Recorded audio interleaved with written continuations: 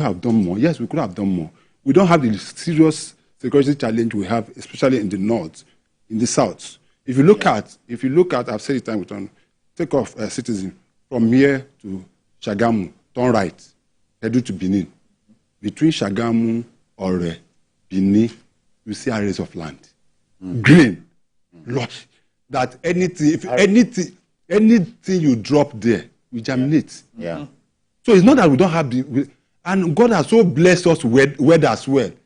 We don't used to have the kind of weather you have in other parts of the world. You have winter, you have tsunami. God has so the question you ask yourself, what is our problem?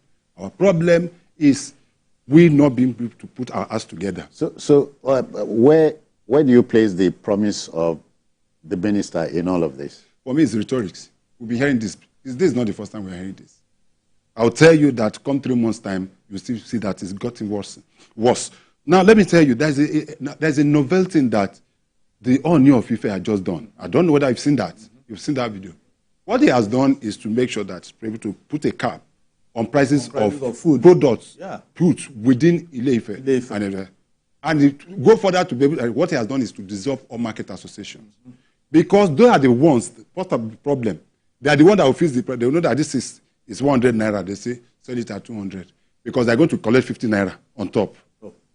If you understand what I mean. So he has said, don't forget that was the time that the federal government was talking about having price control mechanism. Yeah. Ask yourself, has that work? It has not worked.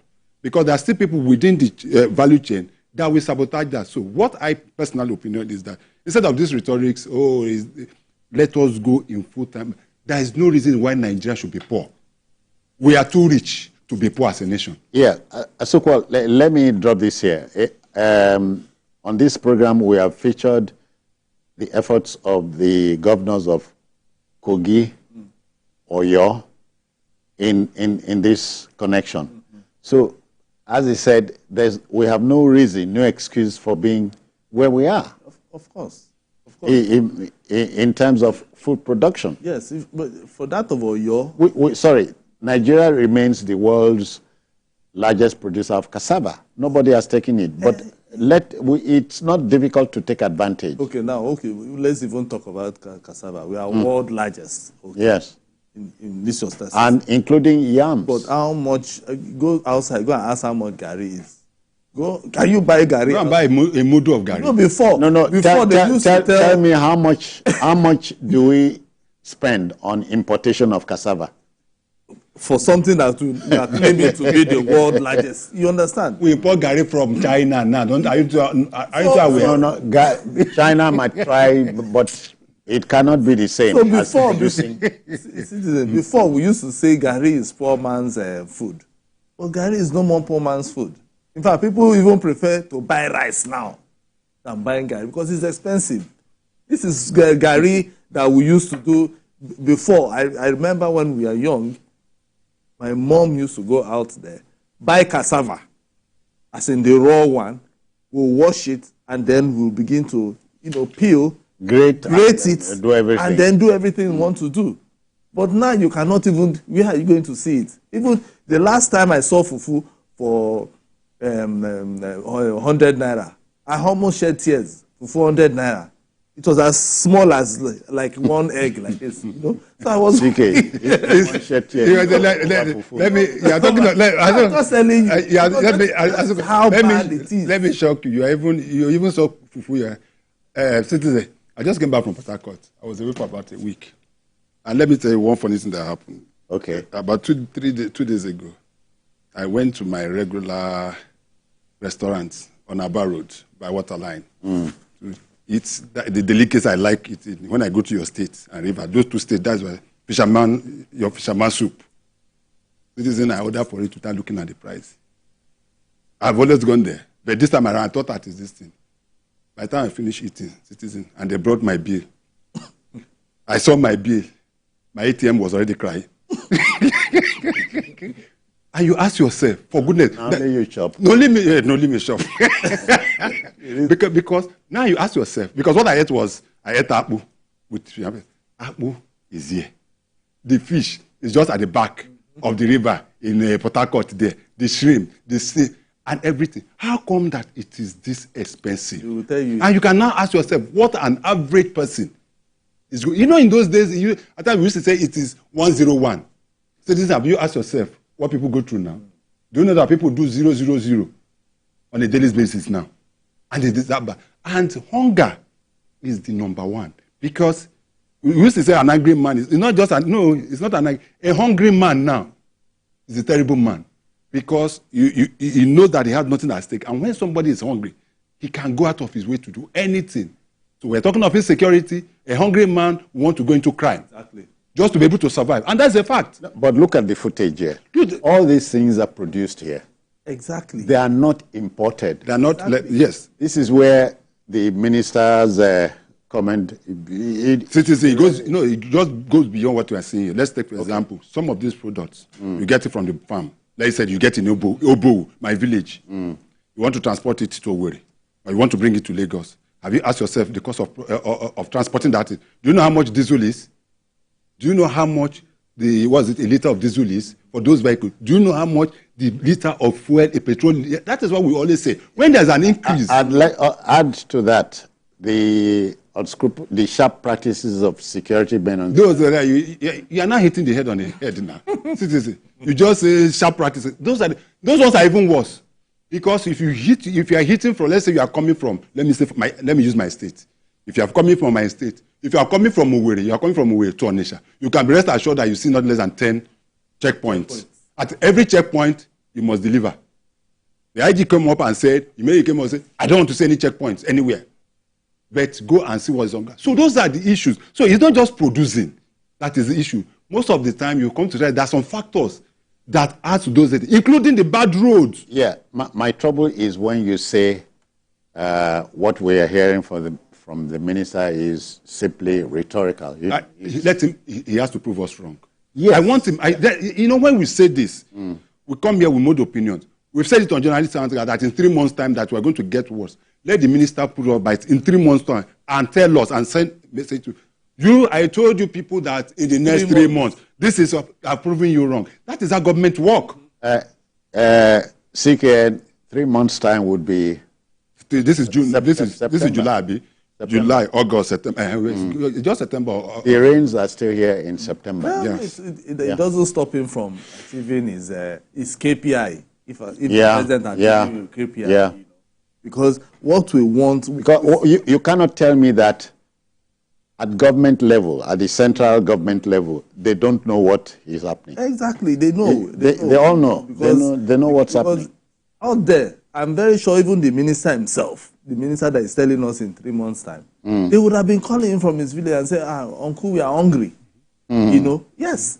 His family. Because he himself is, if you are the minister of Agri, people will expect that around you there will be food. When I mean around, his community, there should be food there, surplus. You understand?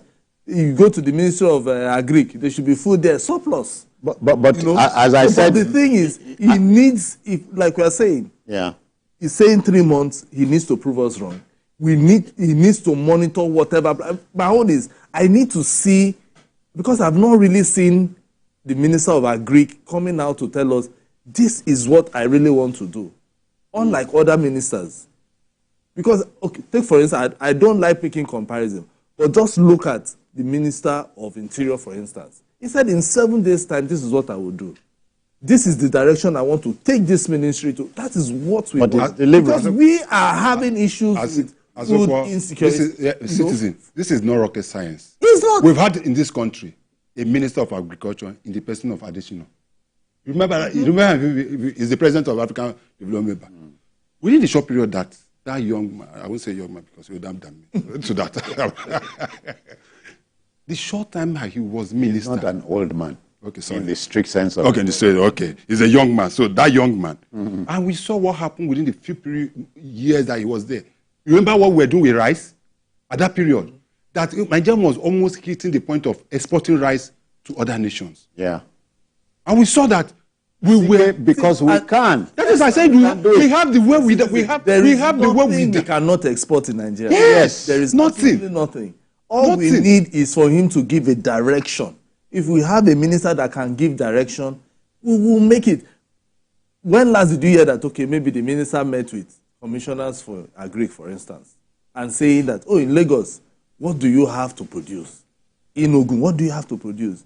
In Kogi, that you are even talking about food inflation, what do you have?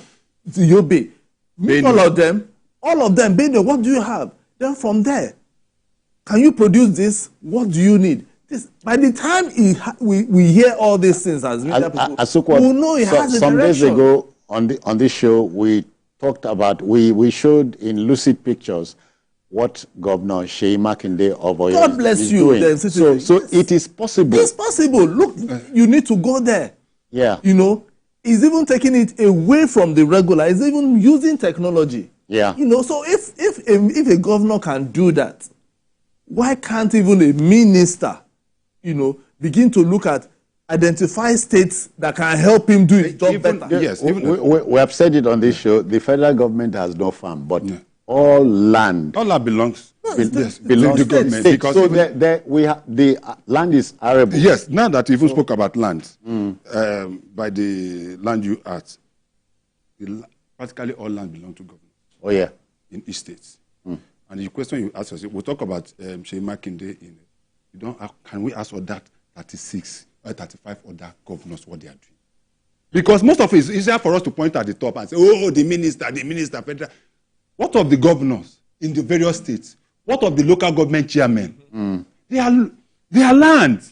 Now, I personally have, I'm the school of opinion, I may be wrong, is that instead of this money we are sharing to people, giving 50,000, giving 20,000, giving, say we are trying to alleviate poverty, can we channel that money into agriculture and face it squarely? In fact, I'm telling you, if you understand what I'm saying, citizens, if we say, yes, let me tell you, if there are certain crops, citizens, there are certain crops that need just 3 months to be able to mature. So if you focus this, if what we need is a revolution in agriculture. Yeah. An agricultural revolution. I'm not even talking of security. That issue is very, very fundamental. Yeah, because once in this country's life, we used to have OFN. Yes, Operation Feed the Nation. Yeah. Under the military administration of Second Republic. Second Republic. So you now see that it is not, and I've said it time and time, agriculture has gone beyond just carrying whole and cutlass and going to the farm. Yeah. Citizen. Mechanized farming. Mechanized farming. Yeah. Mechanized farming. What prevents the government from going back to this this agricultural cooperative we used to have in the past? I would not say about 10 people come together. Have a tractor to yourselves and give them land, tell them what to do. At the end of it, you will be sure that every 6 months they can pay back some of these loans. There's so much money. The fact remains that the people that are making the most money now are not those in the bank. It's those people that are selling food. That mama put or whatever. You cannot get a plate of food for 1,000 naira. Just anywhere. Just buy one portion of rice. I say you cannot. You can, rice, in fact, with 1,000 naira rice you have is rice with if you understand what I mean. Okay. Yes, now. So let's take it home now. Asoko, is it possible in 60 seconds to round off marshal your points? Let's. Yeah, so how do you bury it? Let me bury it like this. Yes, we need a state of emergency to be declared on Agric because Nigeria has arable land. Okay, so the minister has to, get his boots on and begin to think, positive, and then give people hope that there will be food in these 3 months or 4 months. We need to see him every day, telling us what he has done or maybe what he has done in the past and what he's doing now. Because the last time he was just saying 3 months. No, we need to see it practical. Maybe in this state, this is what I've done. In that state, this is what I've done. This is the people that are going. This state, we are going to bring out millet. This is the tons of millet that will be coming. Maize in this other state. Yam in this other state. Nigerians will begin to know that it's serious. Not just about telling us in 3 months' time there will be food. Have you been to Benue State? Benue Plateau? Yes. But let me tell you, citizens, if you go to that state, Benue State, the last time my director actually went to Benue, he was telling me that food is expensive in Benue, that you won't even find some food stuff there. What does that tell you? It shows you that people are not going to farm anymore. Yeah. Something is wrong. Yes. In a minute? Yeah, we have the word to talk. We have to, all these rhetorics, especially and the statistics that are being given. I don't believe in most of these statistics. We are very good at giving statistics, unverified statistics. That's in Nigeria. That's what we are good at. They say statistics are not substitutes for judgment. This our own is if I don't even believe it, because most often than not, somebody was telling us on Twitter a few days ago, somebody in government that, potato is now too cheap. Everywhere you see potato, it has gone down from 250,000 to 4. MBS is coming to tell us, part of the release is that potato is too expensive as of June. So what I believe the government should do, my personal opinion is that let us go into full mechanized farming. Very, very important. Let the Minister of Agriculture team up with the commissioners of agriculture. There is no state that does not have a commissioner for agri. When you go down to the local government, they have secretaries for agri. That's within those local councils. They say, what are they doing? Can we sit down and be able to look at what the problem is? And how we, for goodness sake, we saw what happened in Kenya just a few days ago. Just because somebody wanted to increase tax. Now we also see a situation where some government have been brought up because of price of bread. I mean agege bread. Yes. Agege bread. Ordinary bread. Ordinary bread. Not even this kind of food inflation we're having. Ordinary bread. Meanwhile, bread here is 1,005 now. And I said it time again. The rich are not sleeping. Why? Because the poor are weak. That is my personal opinion. All right. I think in taking this thing home, therefore, I insist, every land is vested in each state in this country. Yeah. And unfortunately, Benue State is known as the food basket. So if you go through Benue, you marvel at the way food. and I almost broke my bank over fisherman fish. Okay. I'm sure you would have fasted back. No, they would have taken pity on me. All right, so, but I want to, we hold the minister to his promise, 3 months. Let us prove us 3 months. Yeah, 3 months. September. So September. We go wait. Yes, now. We wait. God keep us. But Honorable Minister, we wish you Godspeed. That's the best way to put it. All right, then. So let's go to our next story. You know, constructive criticism, we're told, is part of governance. The idea is to put leaders in check. But how do we define it when it becomes destructive? The ruling All Progressives Congress, APC, has described as haughty, and being haughty is, you're talking about somebody being proud and arrogant. Haughty and unnecessary. The latest outburst by the senator representing Borno South and a chief whip of the 10th Senate, Mohammed Ali Ndume, claiming that President Bola Tinubu has been caged and therefore unaware of the challenges facing the country. As such, the APC called on Senator Ndume to exercise restraint while commenting on national issues and talking about Mr. President. CKN, okay, we'll go on this break and come back. This story is hanging. We'll go there. Thank you.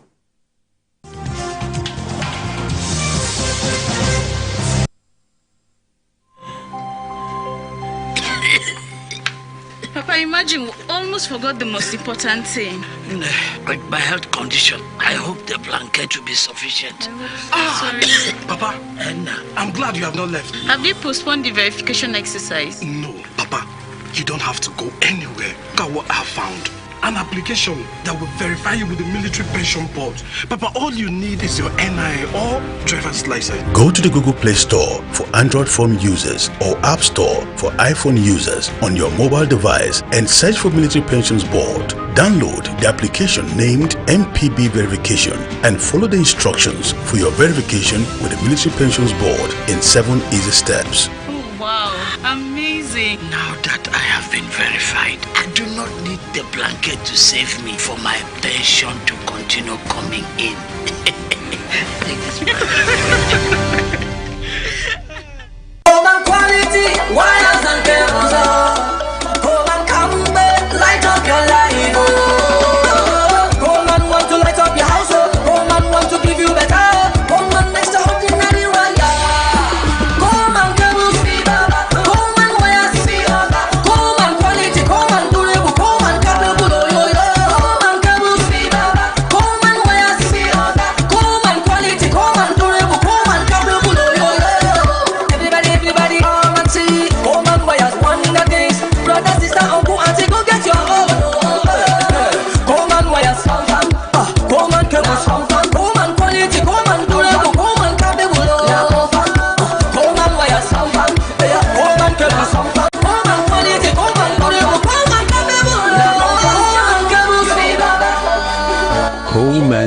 GSM cable.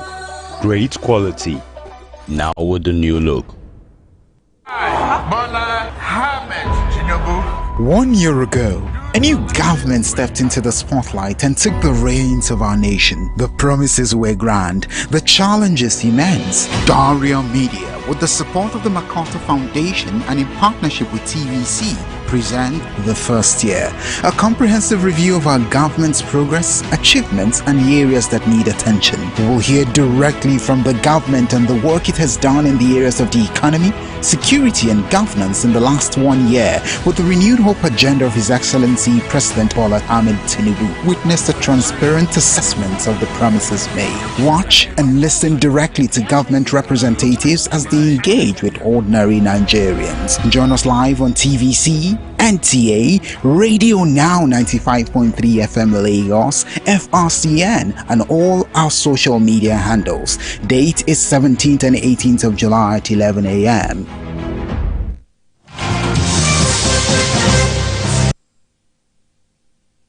Okay then, welcome back. Let's go there. It's no longer news that a ranking senator, Senator Ali Ndume, took a swipe at the presidency. Says the presidency is being caged, CKN. Yeah.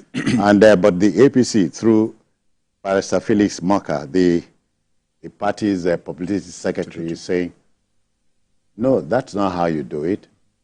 That the senator has avenues. You know, he's a member of the House. Yes, yes. He's been at the National Assembly since 2003. Yes. First at the House of Reps, and then later he went to the Senate in 2011. Yes. So he's a ranking senator. Yes, first of all. And he belongs in the APC. Yes. So it's not that he's learning the ropes. No. He knows how to see Mr. President, the Commander-in-Chief. Yes, I think first and foremost we have to establish what led to that. It's just we are taking cue from where we stopped about food. He said he mentioned the landmark judgment of last week Thursday. You know, when financial autonomy was granted to the state, local government. Yes, he also spoke about food. That there's food crisis in the country and the government need to do something about it. Then he now went overboard, where he said even ministers cannot see the president. And why I may be concerned is not that he said that, but he also has to ask the platform through which he said it. It was an interview, not to a local broadcast station. I think it was BBC that he spoke to. And that in itself, service. Even at that, it has a way of giving a wrong impression about happening, especially around the president. Because when you are talking about the president is the president of Nigeria. Anything you drop on the president hits every one of us. But let us even take it a bit further. There is a way and manner that you say president. You don't see a president on a daily basis. The president is a very, very busy individual. That is why he has ministers. He has other cabinet people to work with. When issues of this nature happens, did you take it to the right source? We are talking about the Minister of State Agriculture now. The Minister of Agriculture, when he talks of food crisis, I'm sure that is a much more easier person to be able to discuss issue with when it comes to that. In the Senate, there is a Senate committee, I believe, on agriculture and related issues. Have we taken through that route? And when we talk about the ministers, you say the minister cannot say, let me tell you, ministers don't just have access directly to the president just like that. It's not easy. It is not done. There is a clearinghouse. Yeah. That is why you have the SGF. Most of the ministers, the secretary to the government, the secretary to the government of the federation, you have to pass through because he's more of the supervising authority on issues like that when he has to do it. Then there's the chief of staff. If the chief of staff does not clear you, no matter whoever, except you are the president's son or the wife, or somebody or one of the PAs or the ADC who can have direct access. But even at that, even at the president's son, that instance is where the president will be having a meeting. And he cannot see, you can't badge it. I remember we did that at a point. The president even said that his son should not be, was it at the fake meeting? So that is work. So the Ali Ndume, the senator, I know he's very, very outspoken on national issues, but there's always a limit. Because this is a man that is he's been in government, just as you rightly say, citizen. He knows the channel of it. Even the Senate president, as it is. I've been in the National Assembly, and a member of the House of Representatives, high-ranking member of the House of Representatives, want to see the speaker, and they called, and the speaker couldn't pick. He has to call the APP or the chief of staff to this, and he said, ranking, the House of Speaker, you can't see him now. The only time you can be able to see him maybe around 9. That is a member of the House talking of seeing his own speaker. So that is how it works. So I don't think we should take it out of context what he's trying to do, and it is not good. Barrister Felix Moka said, Senator Ndume's heedless comments smack of an indulgent sense of entitlement to see the commander-in-chief. So would you say he got what he asked for?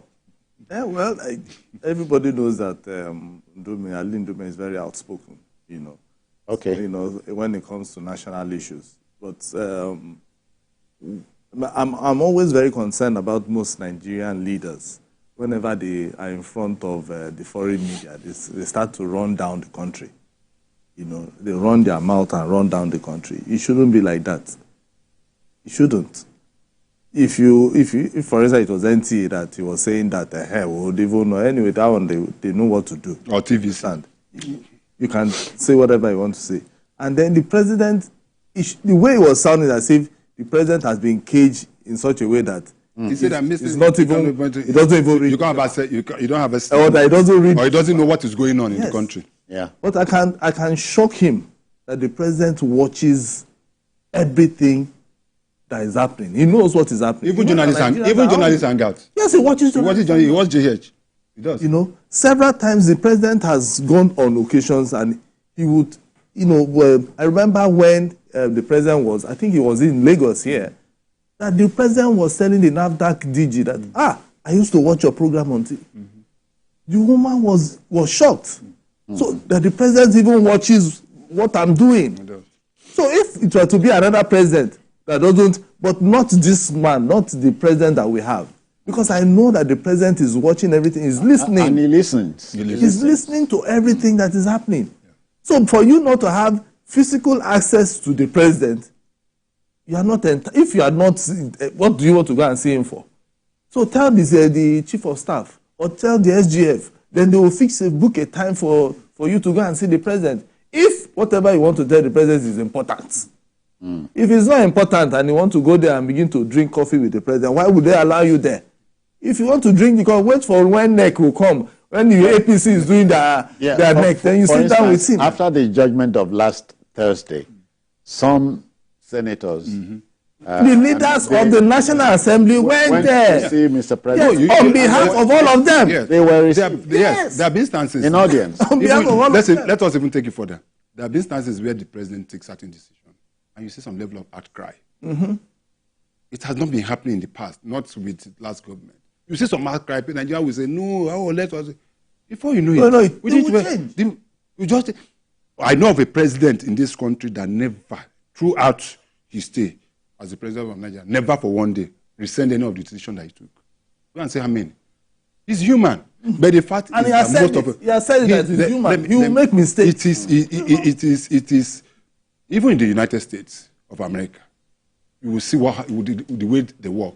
Even those that work, even round the clock with the president, some of them, that's why he have advisors. That's why presidents, governors have advisors. The essence is that they whip his ears and eyes on certain issues. For goodness sake, the president is supervising over how many 42? Is it 42 ministries now? MDGs, MDAs. Yes. Then you are now talking of foreign nations, ambassadors, meeting presidents coming to visit Nigeria on a daily basis, and the rest of the president of the chairman of ECOWAS has just been re-elected. I'm sure that at least one or two presidents from other West African countries will be calling him on a daily basis. So he has a lot, but that does not. We should not throw away the child with the bathwater. Ndume has raised. I want to say food. the issue about food. He is germane. Yes. The fact that the cost of Nigerians are suffering, people are not eating. That is a fact. But it is now how you deliver citizens. That's the way that a man can. But you remember the senator Asokwa. You will remember when the minister of is it aviation now? Yeah. No. The central bank decided to move some departments to. Okay. Yes. It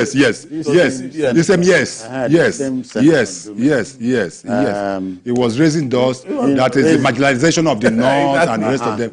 That is why I said, let me tell you, you may have a citizen. There's a way you can say, as CCK, you are stupid, and I take offense. But there's a way, you know the way we used to joke now. There's a way you just say, this or Moibo, your Moimo state. You don't say that you hear the worry. The practically the same thing you said, though. But the way and manner, the language with which you did it, for goodness sake. No, let me call you stupid. You don't come here already. Citizens, you don't come in now. Citizens, you don't come in. So that is language. And when you're a leader, you have to be very, very careful the kind of thing. Because most of the, especially those of us that Ndume is an opinion leader. He is. He is. Just like when you are saying something about those he can meet when it comes to food insecurity. Yeah. For crying out loud, the minister of Agric is from his state. You see?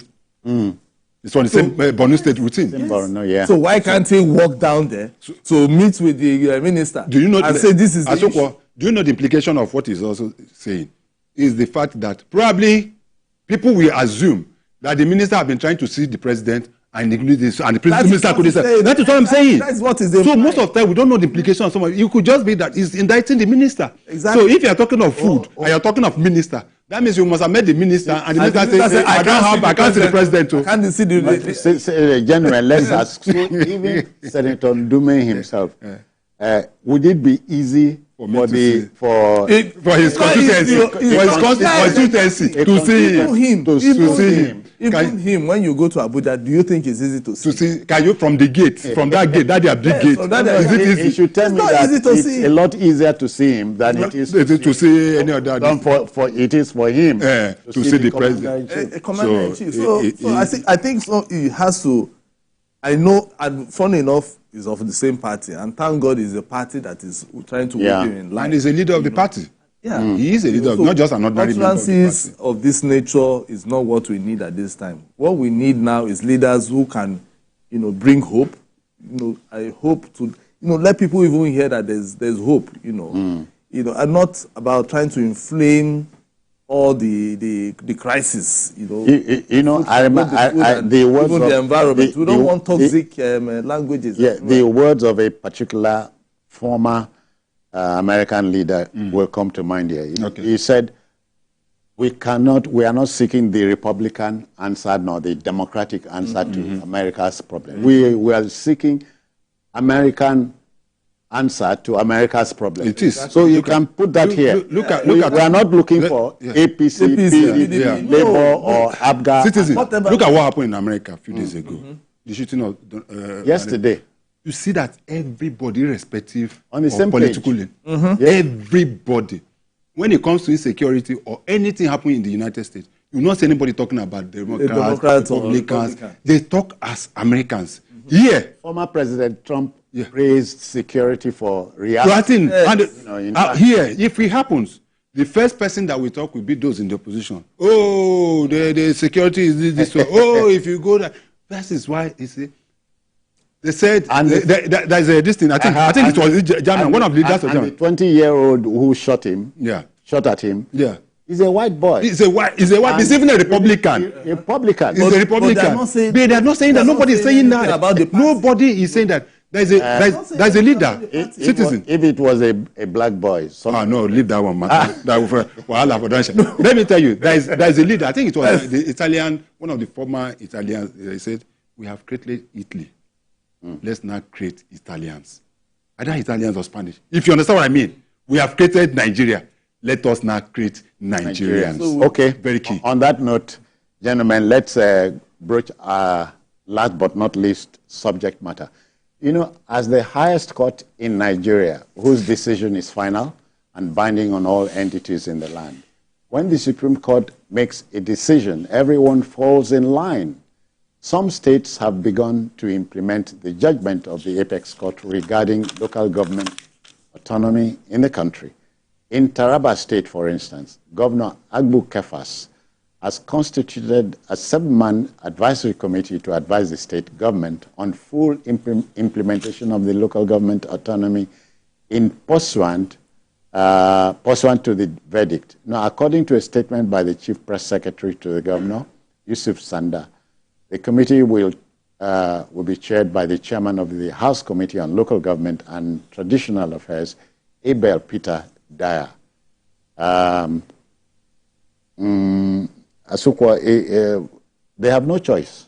No, they have no choice. You know, in the matter. This Supreme Court judgment. You know, so everybody has to find a way to cut whatever umbilical cord that they have. As a matter of fact, of the 22 states that had not had locally elected using local government. Delta held the election on Saturday. Sharp, because they know that something is coming in. Good. You understand? But it's just as well that Governor Kefas is reacting. Yeah. It's good that he's also reacting. I think his own is that there used to be this joint project that they usually have between the state and the local government, and whereby the states used to pay have a larger percentage of when it comes to projects and also payment. So sometimes the local government collect loan and the state will be forced to pay those loans. So now it's now saying, okay, fine. Now that they are giving you people money directly and you'll be doing things on your own, it's better we set up a committee to begin to look at the books once again and see how we can differentiate all the things we'll be doing. The ones that are for both of us will now know do the sharing formula in such a way that maybe state will pay 60 and then the local government will pay 40. Yeah. And the ones that are strictly for local government will also go for the local government. Let them use the funds that they now have, to do their project and develop their local government. I think this is a welcome development. But some people I think just like many people are also raising concern, is that the verdict is for finance. But what of how those people are brought in as local government chairman? No. So, but I hope you are not begging issues here. Because in the lead judgment, Justice Agim said, this has been going on for 1-2 decades now and more and counting. Doesn't make it right.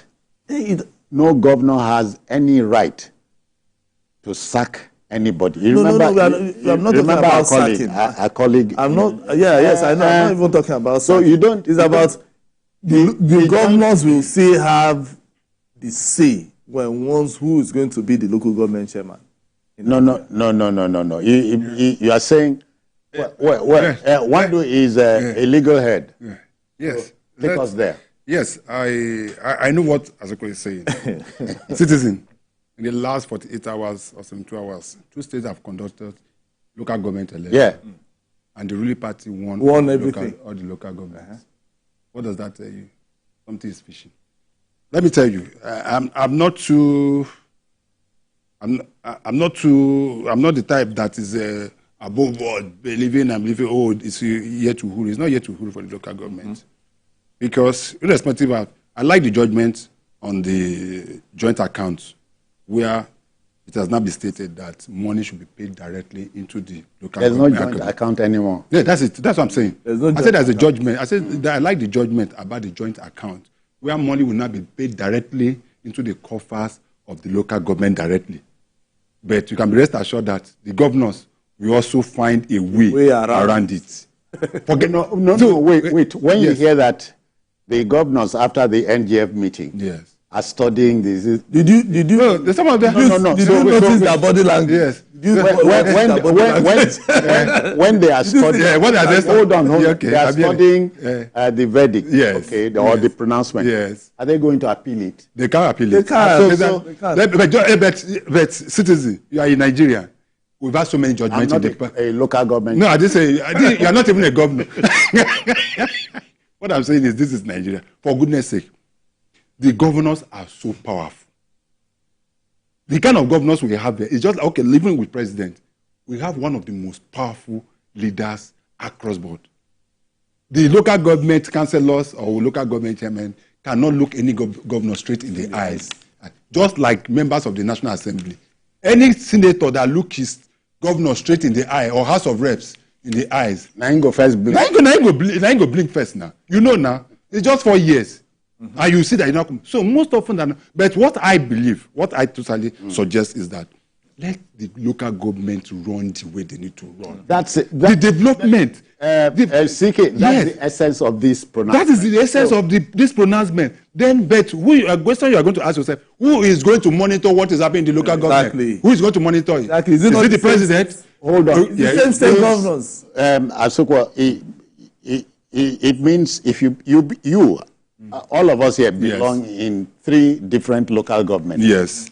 Now, the citizen of the local government can hold the chairman accountable. Yes. Because note that no local government chairman has immunity. Yes. So, unlike governors. But what I'm saying, so he has no choice but act. He will act. So act. He will act. On to make it impossible for governors to determine who becomes local government chairman. It will always be a problem. Citizens, whether we like it or not, that is what is happening. Let me take you down. Let me take you back to 1999. Yes. It was INEC that organized local government. Yes, but the constitution, as it's the present constitution as it is, doesn't give INEC the power. Except we amend that constitution, as it were. The power rests with the State Resident Electoral Commission. The fact we ask ourselves is there any way we can straighten that law to make sure that they do the right thing? But let me even draw land. The law will yet go to the National Assembly for ratification. Yes. So we are waiting for that. Yes. So, but let me lie on this. It is much difficult, and that is what we have been having. It is very, very difficult for us to amend laws in Nigeria. And I've asked, do you know why we have not created one single state? No civilian government, except the First Republic was able to create any single state in Nigeria. Because of the difficulty. Now, the Midwest. Of course, that is what I'm saying. Remember the Midwest, the Western region, the Eastern region. That was only what the Tafawa Balewa regime did. After that, all the states that have been created in Nigeria were created by only military. Right. Yeah. So it is the problem within our constitution. And let me take it further. The State House of Assembly is supposed to be independent. You know they are supposed to be independent. Of the governor. That is what I'm saying. Is it not the governor that is controlling the State House of Assembly? If they can control State House of Assembly, what are you talking about? We have to learn to paper until the gov agencies like EFCC start looking. CK, listen, Asokwa, they say the Peking way then carry for back, no say the journey they far. That's why sometimes the mama they wait to greet somebody. He go they use hand. They hit up for back. Waka, don't tire. You know, say so. The journey of 1,000 miles, we are told, will begin from a step.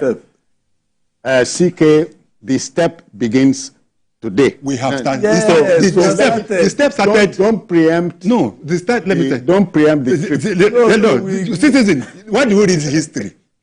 Why do we study history?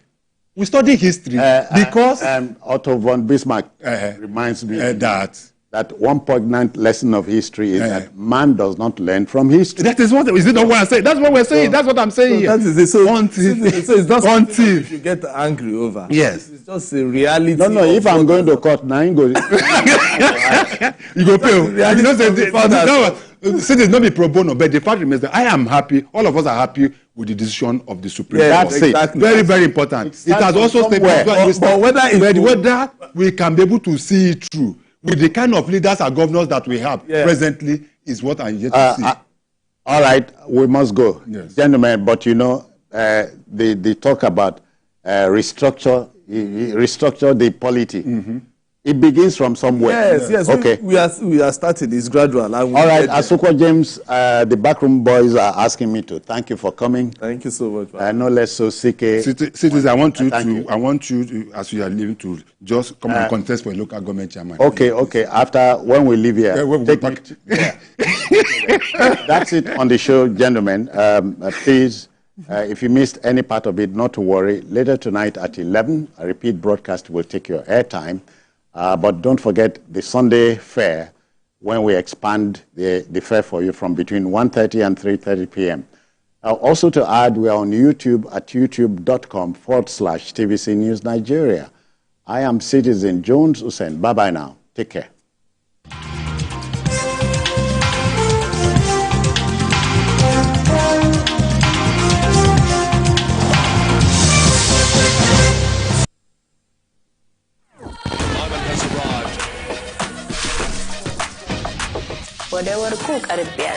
Closer to your champion. Stay connected for every medal moment from the 2024 Paris Olympic Games. Get closer to your champions with Supersport on DSTV, the home of entertainment. The following is a paid presentation by ShopX TV. You're watching ShopX TV, home to some of the most popular international brands in Africa, including Gotham Hammered Collection, Genie Bra, Bionic Floodlight, Spot X, Total Crunch Evolution, and more. And we are now proud to introduce our biggest offer of the year, the ShopX Mid-Year Sales. Yes, from now until the end of July 2024, we will be offering our customers 20,000 Naira off this amazing kitchen collection. Tired of pans that scratch and stick, or cookware that takes up valuable space in your kitchen?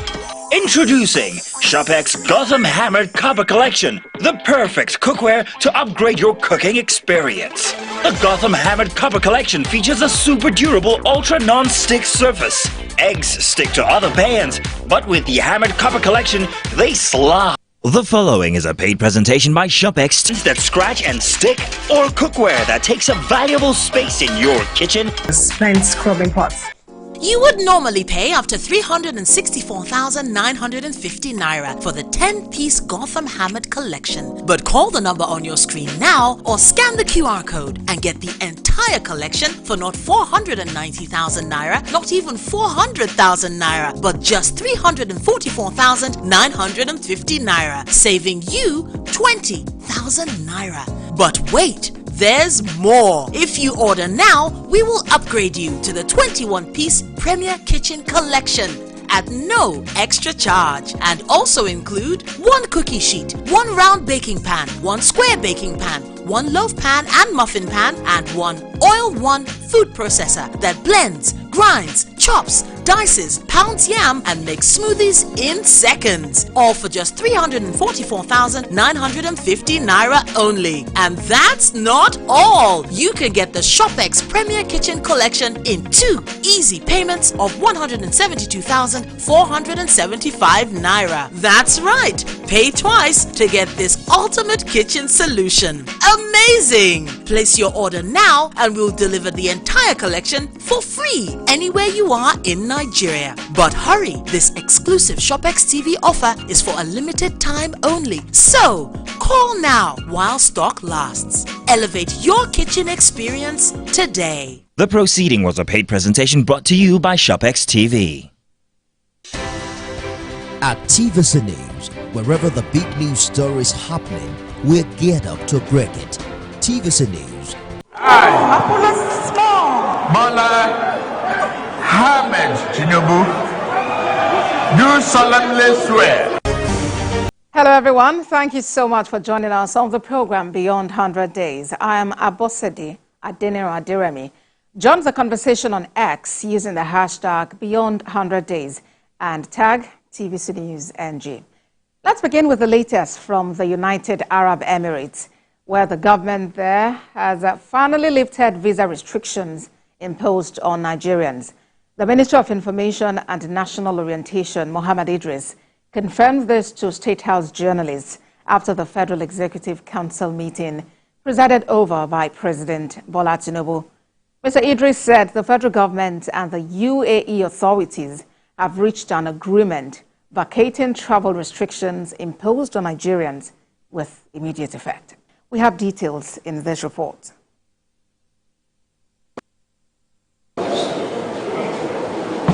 In December 2023, Governor Siminalayi Fubara presented the 2024 appropriation bill before the faction of the House of Assembly loyal to him, and he is currently implementing the budget of 800 billion naira. This action has set the governor on a war path, with Martin Amehule and other lawmakers were insisting that the budget was not presented before a legally constituted legislature. With the political crisis showing no sign of ending soon, it is not surprising that Governor Fubara ignored the deadline given to him. There's nothing we can do. We are legislators, we are representing our people, and this is the mandate that they've given us. So that's our report. We are just bringing it to you to let you know. We are recommending a total shutdown of expenditure. Thank you, Mr. Speaker. I align myself with the submission of the leader that there should be total shutdown until such a time when the government will be prepared to function with a valid and proper budget duly presented to a house that is known to law as we are seated today. Thank you, Mr. Speaker. The law has said how the public funds of the state should be spent. Our governor has totally ignored the provisions of our ground law. Mr. Speaker, that is why I want to totally align myself with the leader of this House and of course of the Deputy Speaker that there should be a total shutdown. We have no requisite competence or authority to go against the prescriptions of the Constitution. In its resolution, the Assembly said the governor and all government offices are no longer authorized to spend state funds. The implication, honorable members, is that the governor can no longer legitimately authorize expenditure from the Consolidated Revenue Fund of River States, and by extension, all ministries, departments, extra ministerial departments, agencies, commissions in river states are no longer permitted to spend taxpayers' money. That is the Constitution of the Federal Republic of Nigeria. It is unclear how this decision will be implemented, as all resolutions sent from the Assembly to the governor in the past have not elicited the corresponding result. Governor Fubara insists the lawmakers have lost their seats on account of their alleged defection from the People's Democratic Party to the All Progressives Congress. Publicity Secretary, APC River State Caretaker Committee, Chibike Ikenga, joins me now from River State. Good to have you on the program, Mr. Ikenga. Thank you for having me. All right, so let's talk about this 7-day ultimatum that the Martins Amehule-led House of Assembly declared. And what really is your own interpretation and understanding of shutdown of the state expenditure? Okay, quickly, you'd recall that the last time I appeared here, I did mention that after the Court of Appeal judgment, that it was another opportunity for Governor Fubara to mend fences with the House of Assembly and then kickstart the processes of taking Rivers people in a united form for development. But I also presented to you a caveat that the governor is known to disobey court judgments, disobey prescriptions of the Constitution, and that he was not going to obey. Mr. Ikenga, that allegation is gross, it's weighty, and let's just really understand and remember the fact that, this is national television. So you would need to back up whatever claim you make, with some form of evidence. Yes. Furthermore, that same day, after the Court of Appeal judgment, the governor was seen in the media publicly saying that he does not recognize the Martin Amehule-led House of Assembly as Speaker and member, that he doesn't. The same day that Court of Appeal did set aside all actions that we are taking, and including the positions of Oko Jumbo and friends who claim to be in charge of the House Assembly. Be that as it may, after that judgment was given by the Court of Appeal, I did say that this is another opportunity for Governor Fubara to unite the state and put everybody together for the greater good of the people. Now, it was on the basis of that when the Martin Amehule-led House of Assembly met, they gave the governor another new lease of life. Say, look, let us start afresh, present the budget. And if that is presented, then we can start. And then they gave him 7 days ultimatum within which he can present the budget. I know that the governor will refuse, and he refused. So having refused that, like he did refuse to obey the Court of Appeal judgment, like he also did refuse to obey the letters and prescriptions of the presidential proclamation for peace, which the president midwifed, to ensuring that there is peaceful coexistence within the Rivers State House of Assembly and the state governor. I know that all that he did not respect. More so, the governor does not respect constitutional provisions. So it is on the basis of that, mind you, that the Rivers State House of Assembly is elected to safeguard the people, to safeguard the interests of the people. Mind you also that this is the reason why Montesquieu and others propounded the theory of separation of powers to check executive rascality. And you know what we have in Rivers State has been continuously and continually exhibiting executive rascality. Mr. And that Ikenga. is what the government... Yeah, Mr. Ikenga, don't you think this is some form of delayed tactics by these lawmakers, and which has the potential of further drawing Rivers State back from development? I don't know what you mean by delayed tactics. I'm saying that they gave him an ample opportunity to represent the budget so they can start. Assuming without considering that the governor presented the budget and the House of Assembly held down the budget and giving reasons why they cannot pass the budget, then it will be public outcry against the House of Assembly members. But as it is, the governor has continued to tread on the path of unconstitutionality. That's what he's doing. But And Mr. you know that Ikenga, the governor had in December presented this budget of about 800 billion naira to the State House of Assembly, and which was approved and which is what the state government is running on. So why would the House at this point now, choose to, just call this total shutdown in the system? No, he did not present it to the Rivers State House Assembly. He presented it to a factional assembly which he created for that purpose. At that time, did this assembly exist? Sorry, 1 minute.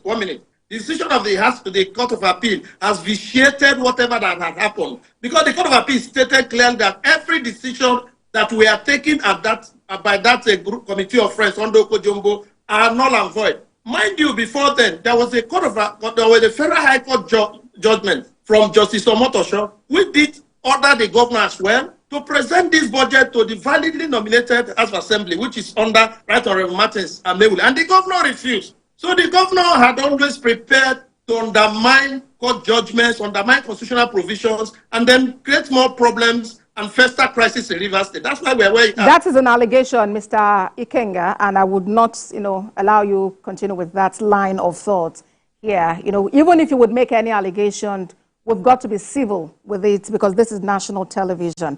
And I was going to say that the governor has actually rebuffed this. He's called it delusional, and he has said that he's already preparing the 2025 budget.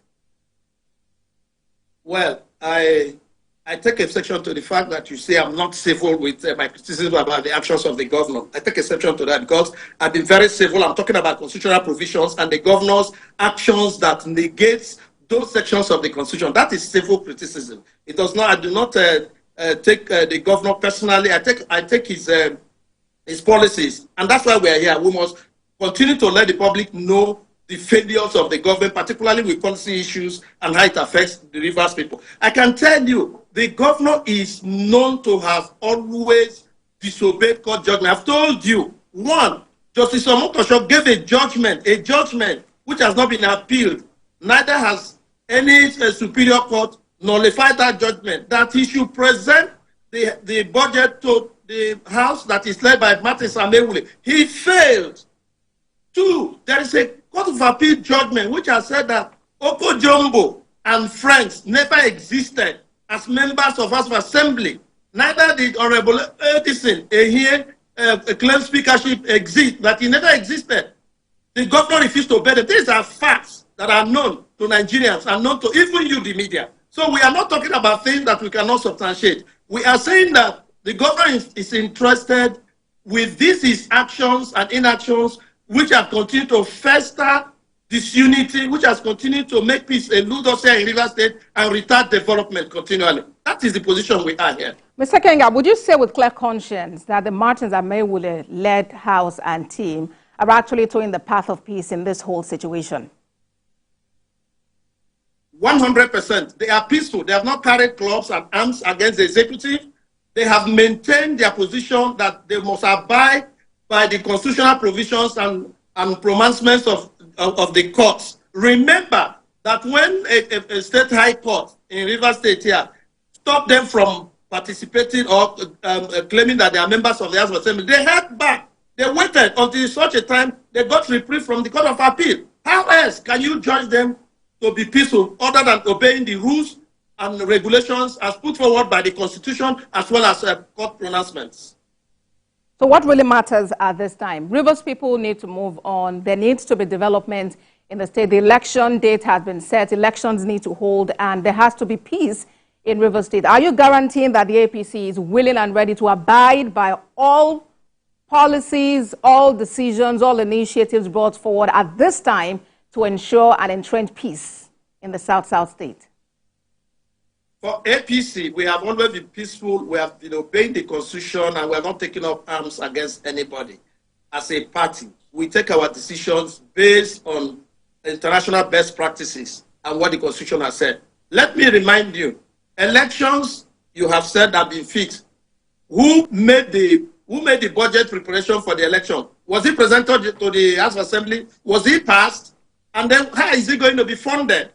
These are the issues. And then, mind you, we did mention as APC that the first stakeholders engagement that took place, the Rivers State Independent Electoral Commission did not invite the APC. They excluded us. And we are yet to get explanations as to why we were excluded. Doing so, ab initio, amounts to exclusion, and excluding us means that they have things that they want to do against us that are not guaranteed under the law. So these are some of the issues that must be straightened out before we go into any election, so to speak. All right, Mr. Ikenga. Publicity Secretary, APC Rivers State Caretaker Committee, Chibike Ikenga. Thank you for joining us on the program. My pleasure always. Thank you.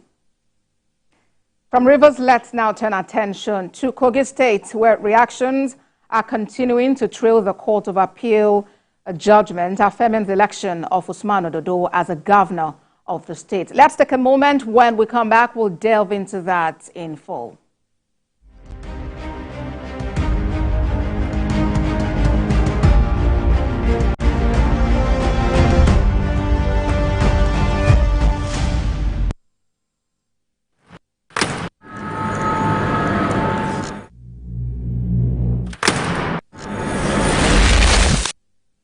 Voted as the best TV station of the year.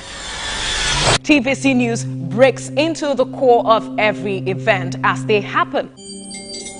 Following all nationwide big and impactful stories. Without the news from every perspective. Covering every human angle. I am Veronica, bringing you the news you would want to watch.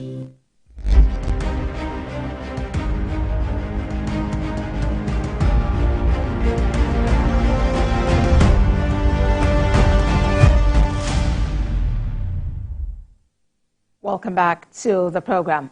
Governorship candidate of the Social Democratic Party in Kogi State, Murtala Ajaka, has rejected the ruling of the Court of Appeal now affirming the election of Usman Ododo as a governor, and says he is urging and forging ahead to the Supreme Court. He urged his supporters to be calm about his loss at the Court of Appeal. Joining us live now is spokesperson of the Social Democratic Party in Kogi State, Isaiah Ijele. Thank you for joining us on the program. Thank you, Bosse, for having me. Well, your party's candidate lost at the tribunal, lost at the Court of Appeal, and he now says he's heading to the Supreme Court. What is the guarantee that he would win there?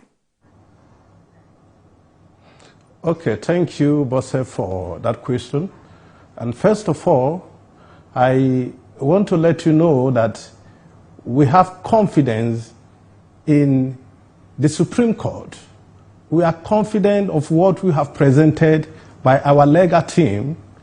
We are confident of all that have been shown to the court for the first time, that Beavers was ventilated in an open court, where each accreditations of the polling unit where we are contending was, taken by the judges. And even the motion that brought in about the PW1, the INEC representative that came to display the beavers in court was contended with, by Ododo lawyers and the APC lawyers. And it was overruled by the tribunal judges themselves, headed by Justice Brini Kudu, in favor of SDP, that the PW1 is a representative of INEC, and they don't expect the SDP and its candidate to do the impossible by front-loading somebody that they know. So PW1 is an agent of electoral commission. Now, the same electoral commission that sent this person gave him an access code to all the beavers.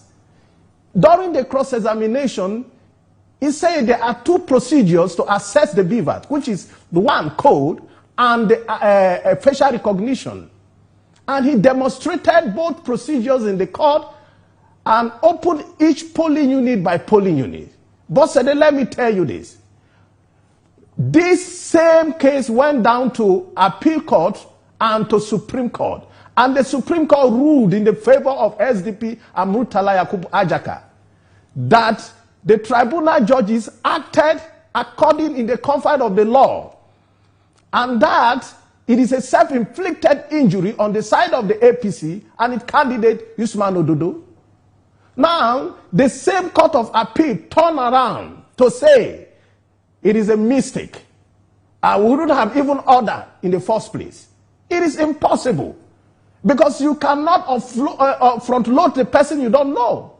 If I kept saying this, a CCTV that have a record, a real time of criminal that entered your house, cannot be compared to a passerby or your neighbors. So that is the problem. So now, Mr. Ijele, I hear you. I hear you, but do you realize this is just one leg, one aspect of this whole litigation process that has been on? And now you say you want to head to the Supreme Court. So I'm really asking about what your confidence is and what your reaction would be if the Supreme Court does not rule in your favor. You see, boss, we are talking about constitution here. We are talking about 2022 electoral bill that brought in about the President Bola Ahmed Tinubu. And we, the people of Kogi State, are urging him and begging President Bola Ahmed Tinubu that the legacy he said he will leave should be to start from Kogi State. Kogi State was a total bypass of the beavers. Are you insinuating that the president, Mr. Ijele, are you insinuating that the president should interfere in the affairs of the electoral umpire and in the judiciary? The Chief Justice or the Attorney General said it 3 days ago, that justice is no longer for common men in Nigeria. That means there is something that is fundamentally wrong with the appeal court. And so far, the Supreme Court have upheld a lot of cases that are to the favor of the beavers. See, this is the first time that beavers was ventilated in the court. And we believe strongly that this country right now, see, if beavers is allowed not to function, if these shenanigans by professors that are leading INEC allowed to stand, trust me, Bossede, Sambisa Forest will produce 10 million votes in 2027. And they are going to produce 10 million from each local government, and nothing will happen. In 2023, the hope of all Nigerian youth lies on the beavers. We came into the electioneering process because beavers we were told that beaver has come to stay by Professor Mahmood in Chatham House and in several of his meetings. And that was the confidence of the youth. And that is one of the principal reasons that many figures were not inflated against the current president in 2020. So what are now your concerns? Because it does appear that you believe in the ability of the beavers to cause a positive change, which was the reason it was introduced into our electoral system. So what is your grouse now with this machine? The issues, accreditation, this is the problem. A polling unit, accreditation is 100, then the total votes cast at the same polling unit is 1,000. Accreditation 100, the same polling unit 200. It cannot allow to stay. On IREF, it is the same thing. Now, this same thing happened in Osun State, and Beavers was asked to be brought to court to ventilate. And the same Beaver was brought to court and ventilated in our case. So, unfortunately, the same tribunal turned around. Now, assume they refused to turn around and uphold the same judgment that they gave in favor of the Beavers. Trust me, we will be at the Lugard House. And we see, this is the another... the judiciary, judges, Mr. Ijele, please, for a moment. The judiciary would always tell you that they are not Father Christmas. They would only adjudicate based on evidence presented before them. It therefore means that whoever is alleging needs to prove, because the burden of proof now lies on you to justify why you think that your candidate should actually be the winner. But then back to the question I asked you earlier. What would be the position of your party if the judgment of the Supreme Court does not go in your favor? And I will ask you this. 2022 electoral bail has come to stay. The same Supreme Court gave the judgment in the favor of the SDP Amurtala Yakubu Ajaka that it is self-inflicted injury on the side of Ododo. They cannot back down on that judgment. What we are asking for is look into the Beavers report. All we are asking for, get into the Beavers, get into the accreditation. And once that is done, we'll be ahead with over 100,000 votes. You see, Kogi State, we suffered a lot to come this far. During the process of the electioneering, process, I was a victim. I was almost assassinated. I escaped by divine, God. Well, by divine mercy. Mr. Ijele, we cannot, yes. Yes, I was also going to just talk about the fact that I would like to know what the position of your candidate is, because obviously the governor has, extended the olive branch and he wants everyone to work with him to take Kogi State, to higher heights. But then I would really have just wanted to know what your candidate would do. Are you willing to work with this government to move the state forward? In just about 15 seconds. Bosse, I will respond to this your question. When someone, able to forge document of your house, send you off the house, send you pack of your own house, and then tomorrow come begging you and say, come and be my gate man or come and occupy my boys' quarter. Then we shall discuss, I will respond to this question. For now, they have to leave the... I have nothing to say about this. All right, let's wait for what happens when you head to the Supreme Court, and we'll see what the conclusion is. But then we should, it's good to mention at this point that we will be reaching out to the APC and the governor of Kogi State for their reaction to some of the allegations that you, Mr. Ijele, have made here. Thank you so much for your time. Spokesperson, Social Democratic Party, Kogi State. Yes, you want to land on that? Okay, yes, please, boss, I want to say something again. You asked of the second ground, which is the forgery, the forged affidavit.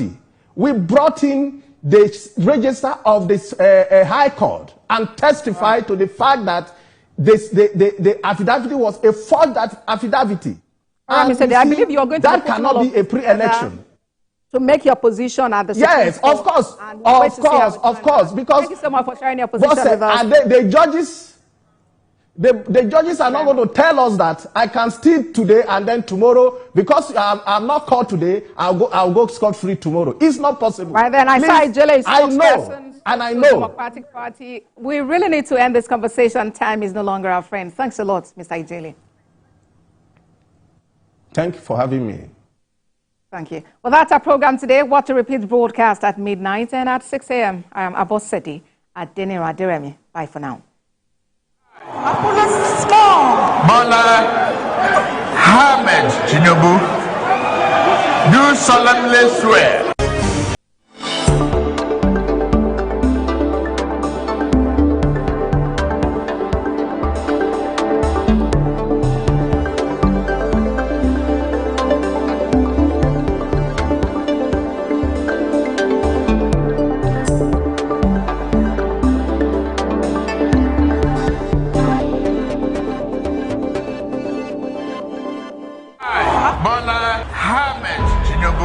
1 year ago, a new government stepped into the spotlight and took the reins of our nation. The promises were grand, the challenges immense. Daria Media, with the support of the MacArthur Foundation and in partnership with TVC, present The First Year, a comprehensive review of our government's progress, achievements, and the areas that need attention. We will hear directly from the government and the work it has done in the areas of the economy, security, and governance in the last 1 year, with the renewed hope agenda of His Excellency President Bola Ahmed Tinubu. Witness the transparent assessments of the promises made. Watch and listen directly to government representatives as they engage with ordinary Nigerians. Join us live on TVC, NTA, Radio Now 95.3 FM Lagos, FRCN, and all our social media handles.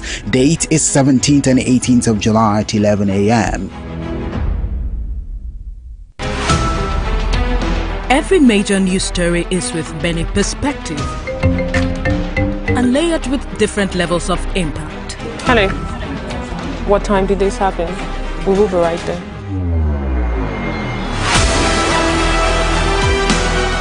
At TVC News, we follow the big and major news, gathering the facts, witnessing the outcome. I am here live at the aftermath of the approval of the new national minimum wage. We are TV station of the year, not just for breaking news, but for being first, fair and accurate. TVC News, first with breaking news. Wherever you see destruction, it's because God is absent. There is no destruction in God. So who started killing from Genesis? Satan. Jesus exposed him. The thief cometh not, but for to steal, to kill, and to destroy. But I am come that you may have life and have it how much? More abundant. I prophesy as your amen is coming like thunder. Whatever is yours, receive it now.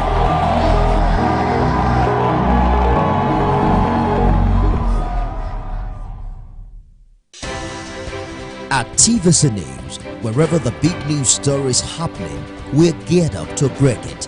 TVC News, first with breaking news.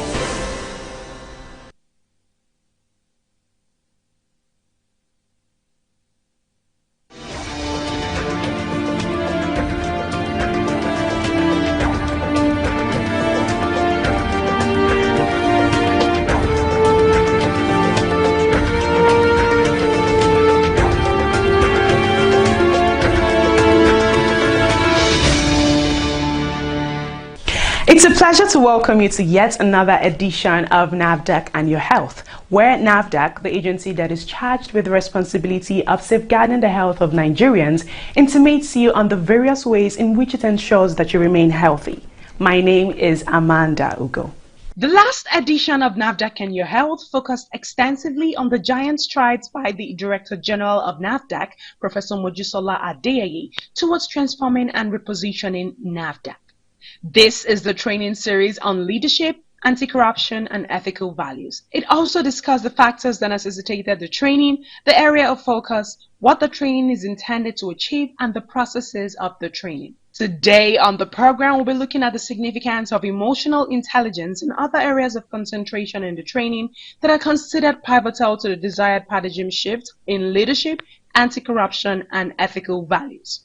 We'll also be looking at practical exercises employed by the facilitator to enable the participants to have proper understanding of the teachings. The components comprised in the training on leadership, anti-corruption, and ethical values, organized at the instance of the Director General of NAFDAC, were necessitated by the values intended to be inculcated in the entirety of the regulatory agency's workforce to achieve the transformation and repositioning drive of Professor Mojisola Adeyeye's regime. Key among these values is emotional intelligence. Emotional intelligence is not just NAFDAC, it's life.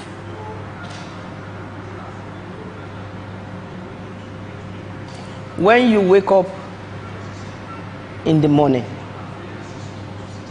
and you see an email, a WhatsApp, say, do this for me, do this for me before 10 o'clock. I'm talking to one of my staff, do this for me, do this. First of all, you don't even know what is going on in that staff's life. Good morning, how are you? Sometimes you hug for the family, but at least good morning. Please, could you do this? Thank you. It doesn't show that you are weak as a leader. It shows that you respect your staff. It shows your staff may be having a bad day, whether it's afternoon or evening or whatever. You don't want to add to the situation.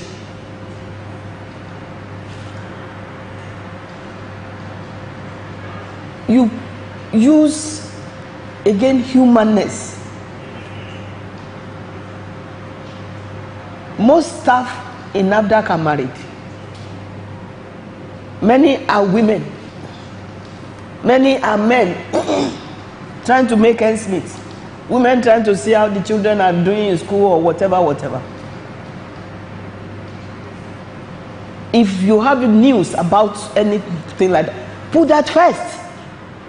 Even if there is a pressure to do A, B, C, D. I learned that this happened. I'm so sorry. No, I hope everything will be okay. No. You are pouring. You are filling the tank. You are filling the tank of that staff. Whether that staff has cried before coming to work or something has happened, instead of deflating, you are inflating, filling the tank that somebody cares, that I'm not alone in a way, even if the staff has not told you anything. That is part of what has also worked for me. And it is not like I learned it overnight. It was also life training me, and also experience and training that I have gotten before coming to NAFDAC, and that I'm also getting.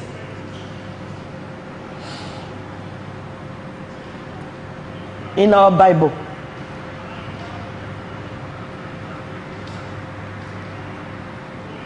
in Paul's writing, he will greet you and greet you and greet you and greet you. Corinthians, this, that. But I have something bad to say about you. But he has already greeted them. He has already regarded them as human beings. But he did not also cover up their weaknesses. If I have a staff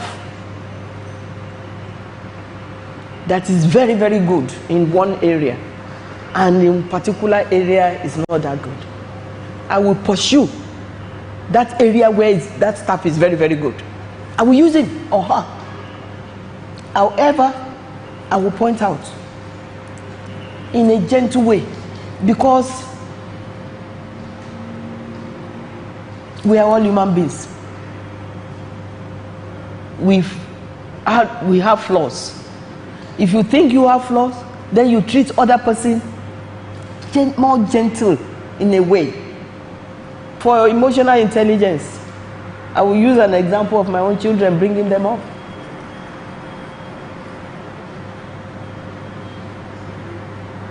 If they do something, I can talk with them, I can spank them, spank them.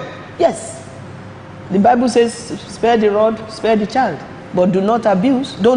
You don't punish, you discipline. When any of them did something wrong, it may be talk. Again, there are many. I have 3 children, and they respond differently. One you cannot spank. You say it didn't hurt. One, before you see the rod, before he sees, when he sees she sees the rod, she will start crying. That's one person that rod can have effect on. The other one, he said, it doesn't hurt me. The other one is in between. So you have to know each child, in this case, in our case, staff. That doesn't mean 2,000 that I know everybody. No. It is interactions, lucky, what I will call lucky interactions. Whenever our paths cross and whatnot, we exchange words and whatnot. Emotional intelligence is also on the job learning. I've learned so much on this job. I've never had responsibility for over 2,000 people. Of course, I've taught thousands of students, but they are always in batches of 30, of 60, of whatever. Dr. Aminu Gusau, the facilitator and the instructor, also explains the meaning and significance of emotional intelligence, which made it one of the focal points during the training. Emotional intelligence is a model of itself. We know what emotional intelligence means, and we can all define what emotional intelligence is. Can we go ahead, chapter 3, define emotional intelligence? 1, 2, go.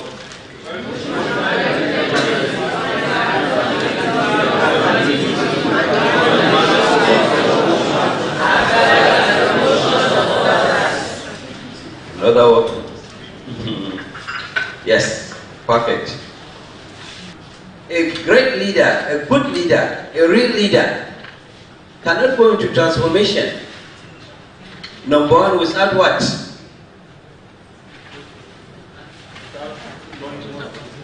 Yes, but tell me one more. Vision. You know, we say visionless, and you don't have a vision, you are not a leader.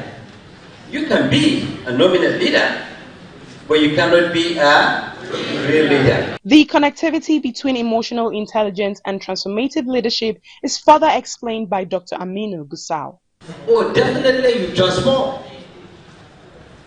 But remember, some transformation, you produce even, what do you call it? This damage, collateral damage. People will resist. So in the process of resisting something, some people may even lose their jobs. The program continues after the short break. Please stay with us.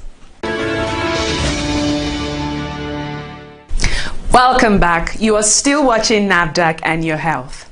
The 3-day training on leadership, anti-corruption, and ethical values, which took place in the various zones of NAFDAC's operations, also focus on other core values that are germane to the paradigm shift that aligns to leadership in the 21st century, like thinking outside the box. How do you think differently? It's by you concentrating in something new through creative thinking. Everything we do in our lives, even our walking, there's some creative thinking in that. Walk this way so that you don't fall, or your shoes, you're wearing high heel, you can. So we continue to be creative in our thinking. And innovation. All these inventions you hear, do you think inventions are coming without thinking? They are thinking outside the box. The next thing I want to ask you, when this team, we are not done with it, they always a continuous exercise. Some people are not eating breakfast now. Okay, I can understand that. Sorry about that. Because anytime I will say a class, only tea.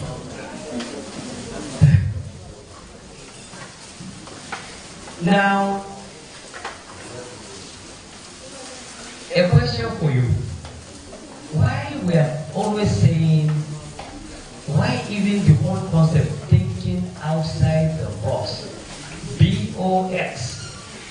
Box is there, is locked up with a key and a lock. Why do we say we think outside it? We don't even want to know what is inside. Now, what is inside that box? Is it like a cobra snake? Or is it like black scorpion? Or what is it? What is it that we don't even want to address the inside of the box? Completely and forever we want to do away with it. Why?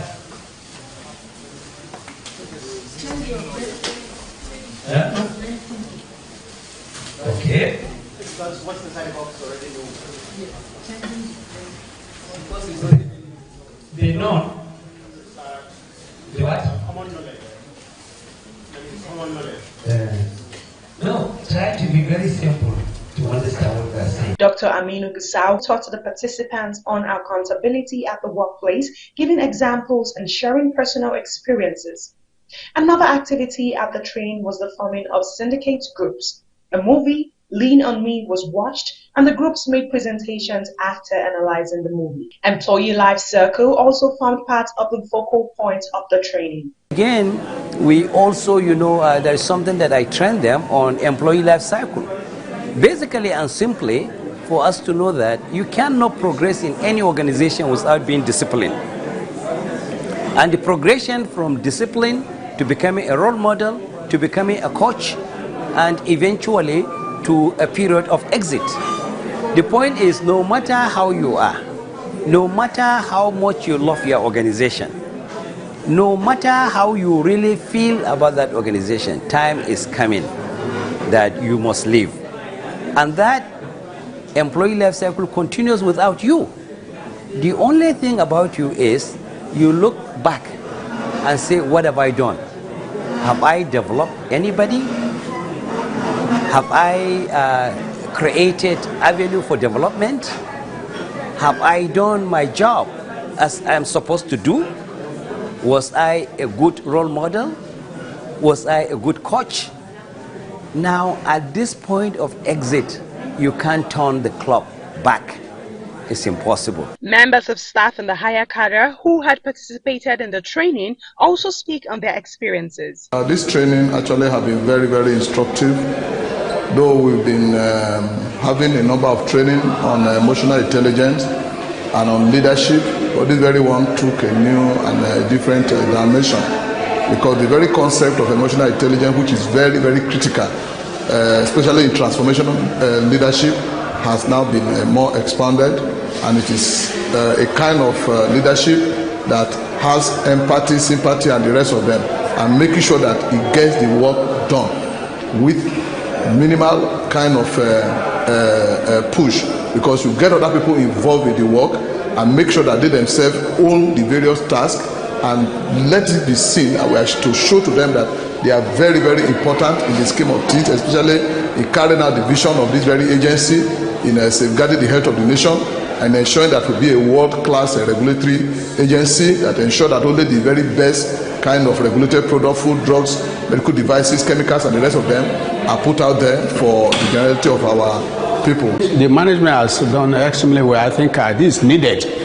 from time to time. We've actually been having things like this. We've had it last year, and we're having it again. So we are actually, getting more enlightened, and also able to deliver on our job very easy. This is a very good program because it's a leadership program, and this goes beyond just the technical skills. It's important at different levels in life to have the technical skills, but the level where we are now, we're playing managerial roles, and it is important that we are skilled in leadership. It is important that we know how to coordinate people, how to manage people, how to manage our emotions, how to manage ourselves, and these are the things that we're learning in this program, and we're doing very well. Management has done greatly well. I feel this is noble because we all need this.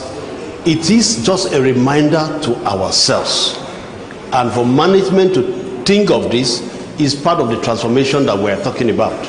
Many of us who have been newly promoted as directors, it was an opportunity for us to have a clear management perspective on their stance, on management stance against corruption, and also management issue, particularly like emotional intelligence, the need for us to show empathy, the need for us to show sympathy, the need for us to always put ourselves in the shoe of our staffs whenever we are taking a decision.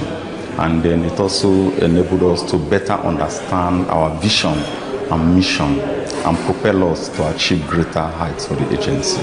This is a very good initiative of the Director General to enable this training on anti-corruption and ethical values. Yes, in the Drug Registration and Regulatory Affairs Directorate, we deal with a lot of clients. So it's important that we ensure that what standards meet expectations. We have to be very ethical in all we do, very transparent, be very high on integrity, because they say integrity is telling who you are when nobody is looking. Management of the agency has brought this training for not only directors but all cadres of officers within the agency. And part of the training also includes leadership, and the kind of leadership we expect in the 21st century. You have to lead not as a nominal person, but you have to lead as a person that people will emulate, and you have to mentor, and you have to mentor people. You have to mentor people so that generationally, the ethos, the credos of NAFDAC will be maintained. What the training does is to expose you, it's an expose on the danger of corruption. One act, the impact on the society is immeasurable. It's a dangerous impact on the society. So what the training does is to tell us, look at this picture. If you do this and this, the society suffers.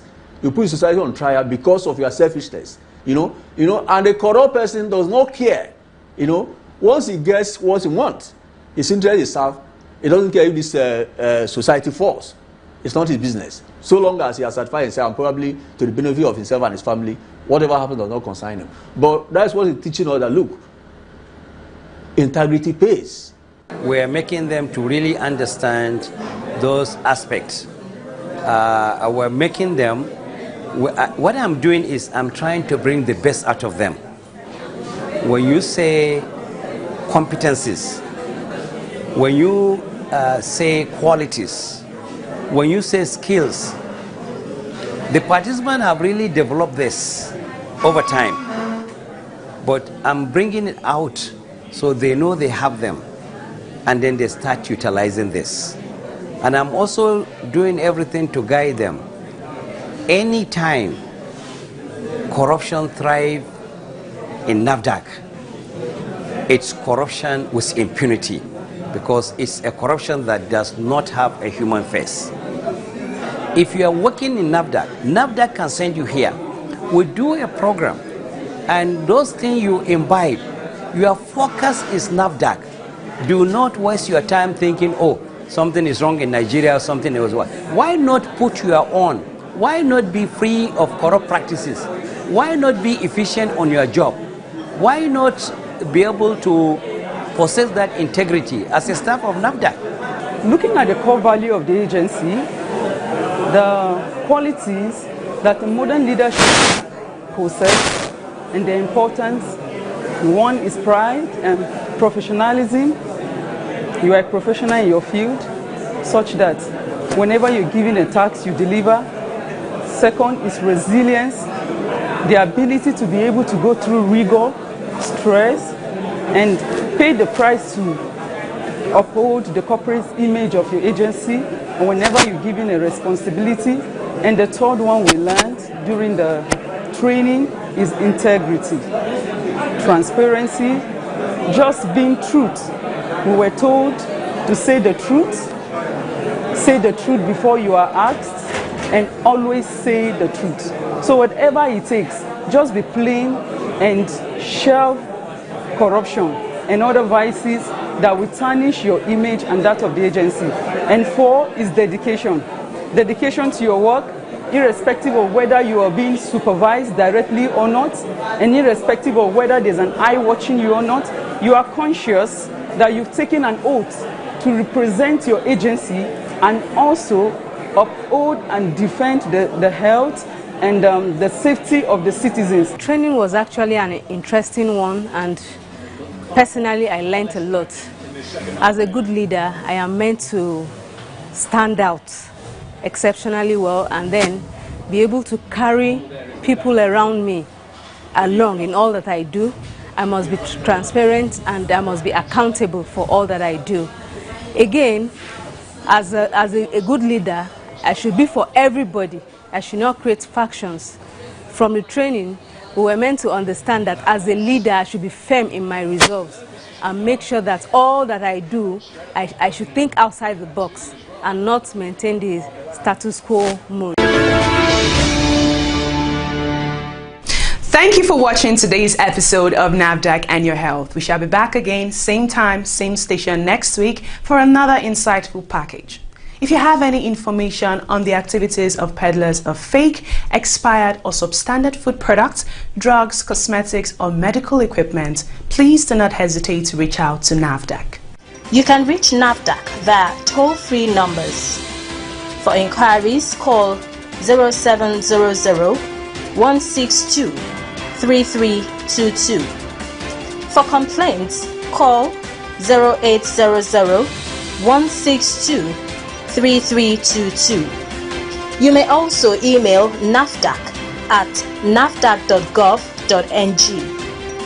If you have complaints about any form of misconduct, you can reach the Reforms Unit via email reforms@nafdac.gov.ng or call the Reforms hotlines on 0909 763 0506 or 0909 763 0507. NAFDAC, customer focused, agency minded. Do not forget that it is criminal to produce, import, market, distribute, advertise or sell unwholesome food products, fake or substandard drugs, chemical and medical equipment. Do not engage in this unlawful acts that endanger the lives of the Nigerian people.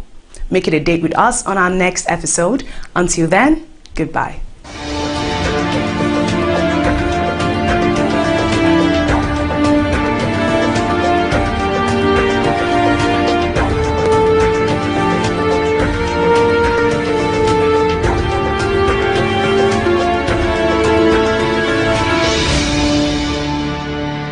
The following is a paid presentation by ShopX TV.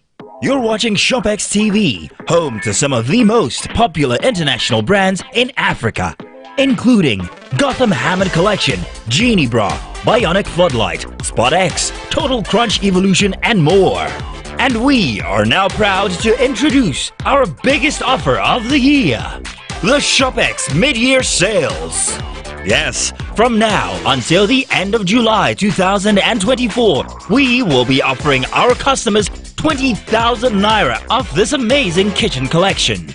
Tired of pans that scratch and stick or cookware that takes up valuable space in your kitchen?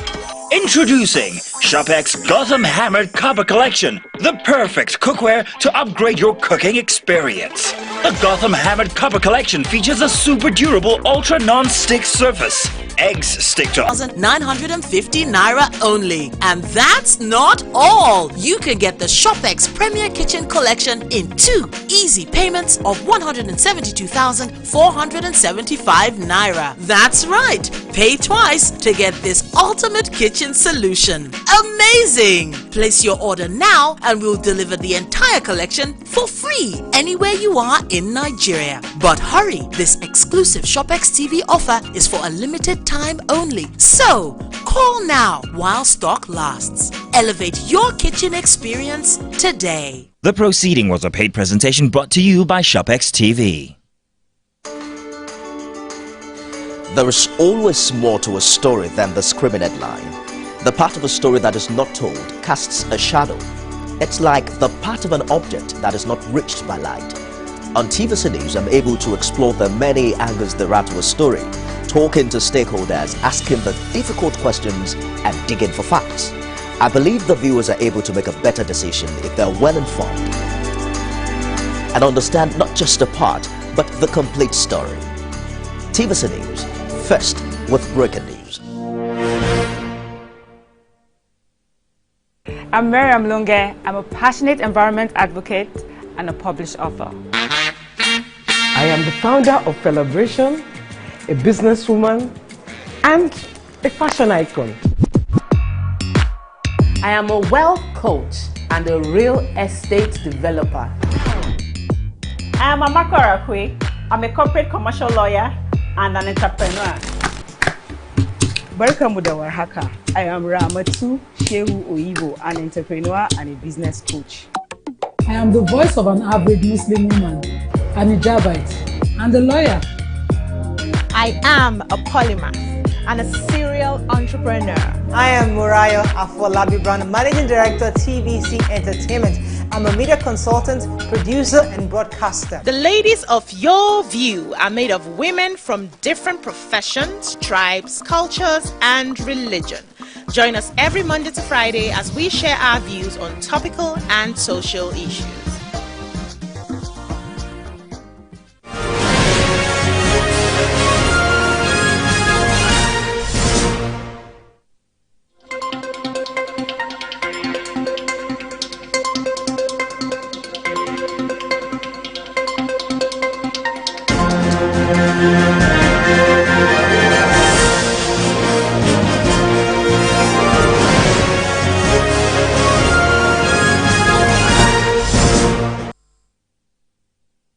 Hello, thanks for joining us. This is TVC News at 7. Our top stories tonight.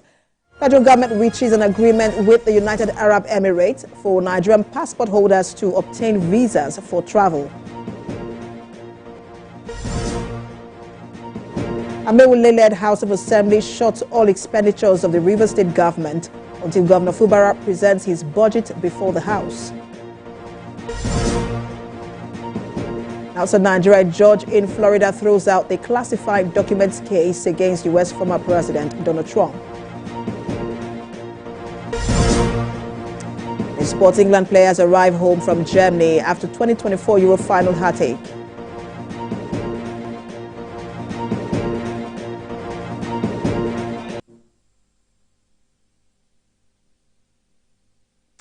We start off in the nation's capital, where the federal government has announced that it has reached an agreement with the government of the United Arab Emirates to lift the visa restrictions on Nigerian passport holders.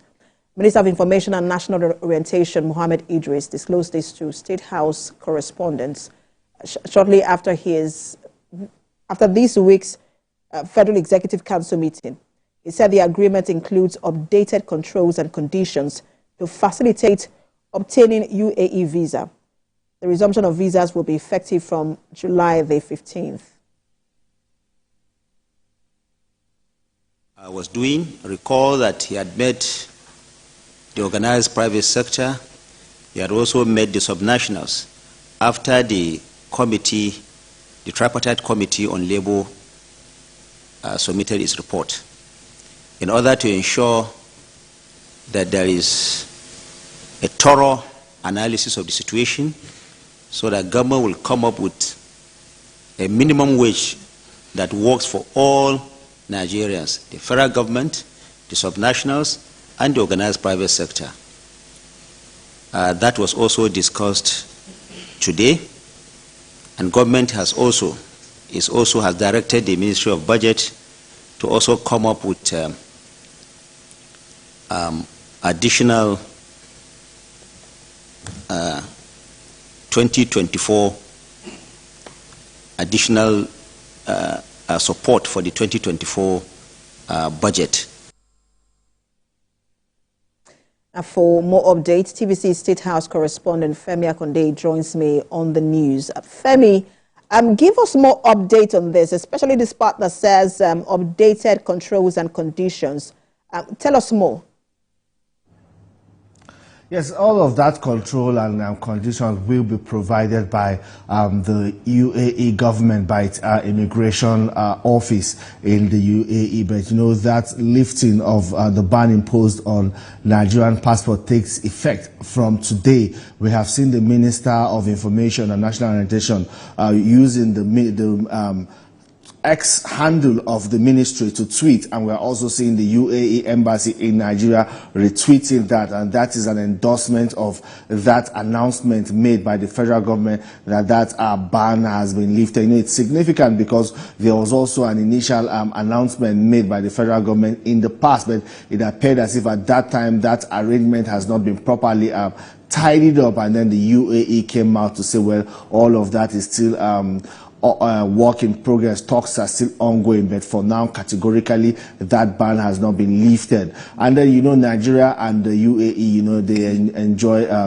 strategic and mutually beneficial relationship that started in 2007. And, you know, they are also the Nigeria and the UAE also have a bilateral trade agreement. Nigeria exports about $750,000 worth of goods. These goods are gold, wood, charcoal, and some other things to the UAE annually. So we expect that this mutually beneficial relationship between Nigeria and UAE will further be enhanced and strengthened with the lifting of this ban. And in the coming days, we also expect the T's to be crossed and the I's to be dotted in terms of tidying up all other diplomatic issues that may slow down the implementation of these or the full implementation of this ban that has just been lifted. Precious. Femi, interesting you mentioned that endorsement, which is the tweet, you know, that was retweeted, because you also mentioned the past. I'm sure that's what Nigerians will be, you know, watching out for. The side of the UAE. Thank you so much for that update. I know you're following up on that for us, and you give us update where you have them. Our State House correspondent live for us in Abuja, Femi Akonde. Well, let's turn to Rivers State, where the State House of Assembly has declared a shutdown of government expenditure in the state. Now, this follows the expiration of the 7-day ultimatum it gave to Governor Siminalayi Fubara to present the 2024 budget before the House. We have details in this report. In December 2023, Governor Siminalayi Fubara presented the 2024 appropriation bill before the faction of the House of Assembly loyal to him, and he is currently implementing the budget of 800 billion naira. This action has set the governor on a war path, with Martin Amehule and other lawmakers who are insisting that the budget was not presented before a legally constituted legislature. With the political crisis showing no sign of ending soon, it is not surprising that Governor Fubara ignored the deadline given to him. There's nothing we can do. We are legislators, we are representing our people, and this is the mandate that they've given us. So that's our report. We are just bringing it to you to let you know. We are recommending a total shutdown of expenditure. Thank you, Mr. Speaker. I align myself with the submission of the leader that there should be total shutdown until such a time when the government will be prepared to function with a valid and proper budget duly presented to a house that is known to law as we are seated today. Thank you, Mr. Speaker. The law has said how the public funds of the state should be spent. Our governor has totally ignored the provisions of our ground law. Mr. Speaker, that is why I want to totally align myself with the leader of this House and of course of the Deputy Speaker that there should be a total shutdown. We have no requisite competence or authority to go against the prescriptions of the Constitution. In its resolution, the Assembly said the governor and all government offices are no longer authorized to spend state funds. The implication, honorable members, is that the governor can no longer legitimately authorize expenditure from the Consolidated Revenue Fund of River States, and by extension, all ministries, departments, extra ministerial departments, agencies, commissions in river states are no longer permitted to spend taxpayers' money. That is the Constitution of the Federal Republic of Nigeria. It is unclear how this decision will be implemented, as all resolutions sent from the Assembly to the governor in the past have not elicited the corresponding result. Governor Fubara insists the lawmakers have lost their seats on account of their alleged defection from the People's Democratic Party to the All Progressives Congress. For more on this, the Rivers State Commissioner for Budget and Economic Planning, Dr. Peter Midi, joins me on the news. Good to have you join us. Thank you for having me. Thank you I'm happy to be here this evening. So let me start by getting the response of the state governor on this recent, on this development in the State House of Assembly, shutting down all expenditure of the state government. Well, I don't know what you are talking about and the people you are talking about that shut down Rivers State government expenditure, because you are aware that Rivers State has since moved on beyond a situation where any set of people will distract the government. As we speak today, Rivers State government is already preparing the 2025 appropriation bill. In fact, we've almost finished work on the million stamp expenditure for 2024, 2025, 2026 and 2027. So if a set of people that doesn't know what to do and are frustrated want to say that they want to remain relevant and they're trying to seek attention and seek sympathy, then maybe they would have been able to know what to do. So I don't know what they are talking about. In the first place, it does not exist. And you cannot put something on nothing and you expect it to stand. We don't have them recognized as Rivers State House of Assembly. It's a Rivers State House of Assembly led by Victor Oko-Jumbo. And that assembly is moving on. So as soon as the state is ready with the 2025 appropriation, the government will present it to the State House of Assembly. So we have moved beyond where they are. I think they are in dreamland. So what's your interpretation of the appeal court judgment? Because that's what they are basing part of this directive on, that the appeal court judgment has said, look, all laws made by them stand. And so they are saying you have to then represent that particular budget to them. So what's your interpretation of the appeal court judgment? Well, I'm not a lawyer, but I'm literate enough to know and read and understand when something is written from the court of law. The appeal court judgment they are referring to did not say anything about the voluntarily vacated. They vacated their seat voluntarily. And the law says that once you vacate your seat, automatically, once you change your party on which you were elected to the assembly, you automatically vacate your seat. So they cannot, on their own volition, vacate their seat. And the same day they still say that they are sitting. So I think they don't know what they are doing. If exactly they know what they are doing and they mean well and they are patriotic the way they think and sound to be, ordinarily, they should have been able, on their own, vacate the seat, recontest election if they are popular, come back to the House, and then begin to chunk out this kind of anti-people legislation they are talking about. What I know is that Rivers State has far gone, moved on beyond where they are today. So they are in dreamland. So obviously, you are saying that, look, you do not recognize the Amewule-led assembly, and then you also are not representing that particular budget. And how would you then respond to those who say right now in Rivers State, there is no recognized assembly, whether it's the Oko-Jumbo-led assembly or the Amewule-led assembly? Well, if there are people saying they don't recognize the Oko-Jumbo-led assembly, then maybe they also don't know what they are doing. You are aware that we had a Rivers State House of Assembly for which some members decided to cross carpet from the party for which they were elected. And the law says once you cross carpet on the party with which you were elected, a lot of them are lawyers. And they know this, that once you cross carpet on your own volition, that you will vacate your seat. Their seats have since been declared vacant accordingly. And so, what I expected them to do and what they ought to have done would have been to go back and recontest election on their new party and then seek their popularity on their new party. Then they cannot come back to the assembly they deliberately and voluntarily left. Then they cannot begin to talk about this. So like I said, Rivers State has moved on.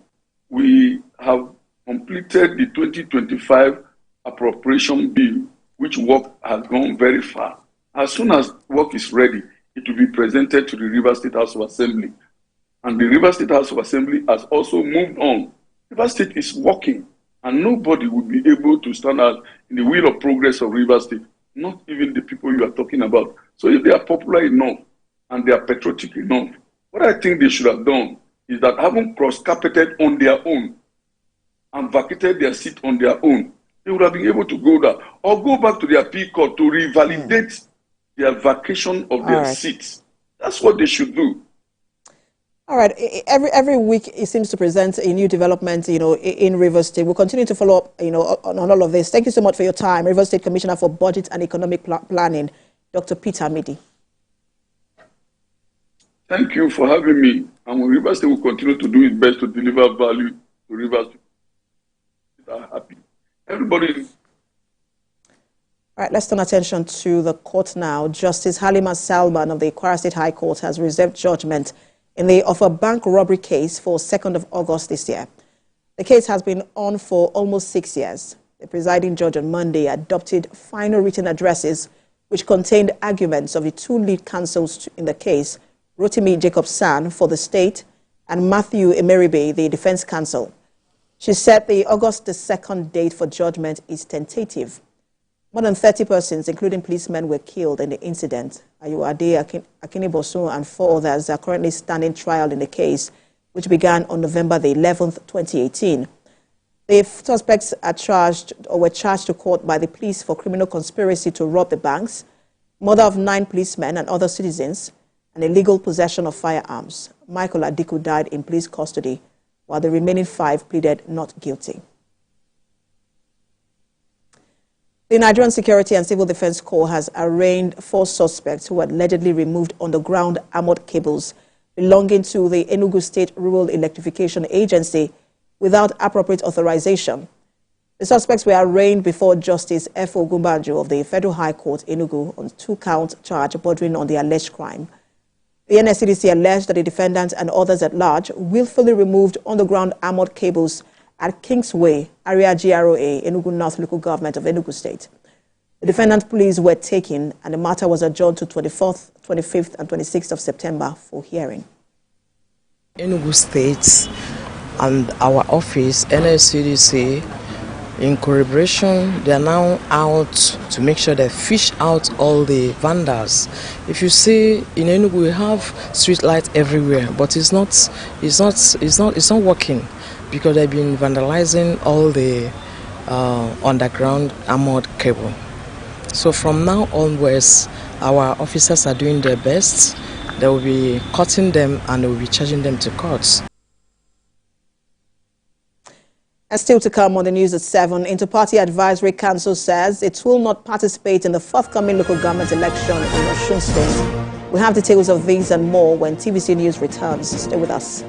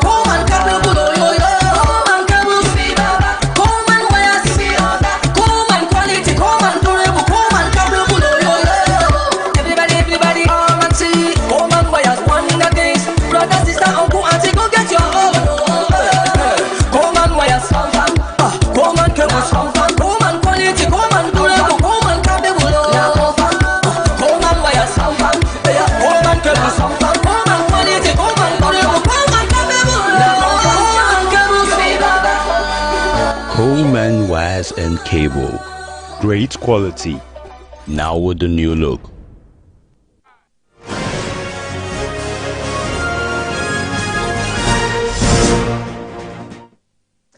Thanks for staying with us on the news at 7. A reminder of our top stories.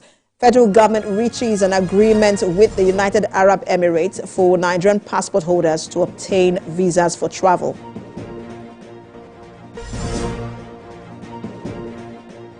Amewule-led House of Assembly shuts all expenditures of the Rivers State government until Governor Fubara presents his budget before the House. On the foreign scene, a judge in Florida throws out the classified document case against U.S. former President Donald Trump. A Sports England players arrive home from Germany after 2024 Euro final had held.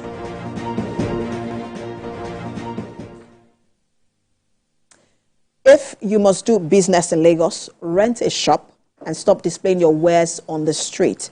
Now, this is coming from Lagos State Environmental and Special Offences Unit as they cleared some streets on the island area of Lagos. Our senior correspondent Ivy Kano reports. It was a coordinated night operation by Lagos State Task Force. To say to achieve the aim, the operation must be carried out at night. Intent is to clear some people the agency says are constituting nuisance around Victoria Island. It is coming after complaints by those living and doing business in these areas of Lagos. First was Akin Adeshola Street. Though they tried to escape, but the officers beat them to it as they were taken unawares.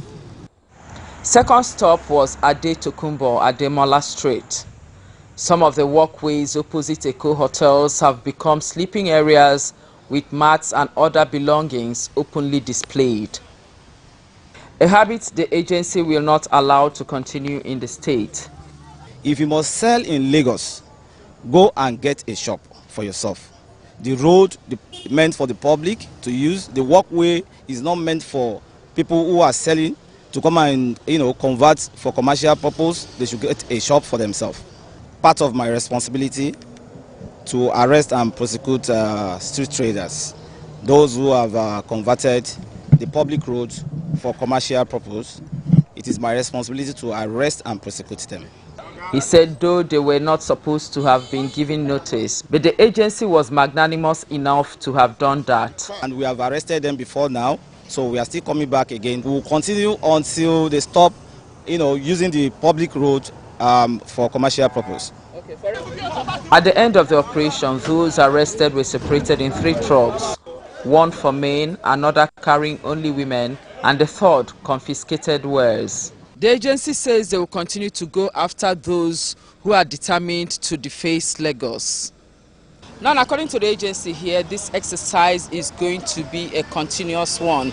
Today is on the island. Next time, you don't know where the train would stop. One thing that has also stood out here is the fact that those that we saw that had ID card were left to go. Ivy Kano, TVC News, Lagos. Well, let's turn attention now to politics. The Inter-Party Advisory Council, an umbrella body of all political parties in Osun State, says it will not participate in the forthcoming local government election in the state. Addressing journalists in Osogbo State, the state chairman of IPAC, Victor Akonde, said this became imperative because the council has lost confidence in the chairman of the commission, Hashim Abioye. We have details in this report. In 2023, Governor Ademola Adeleke announced his special advisor on legal matters, Hashim Abioye, as the chairman of the State Independent Electoral Commission.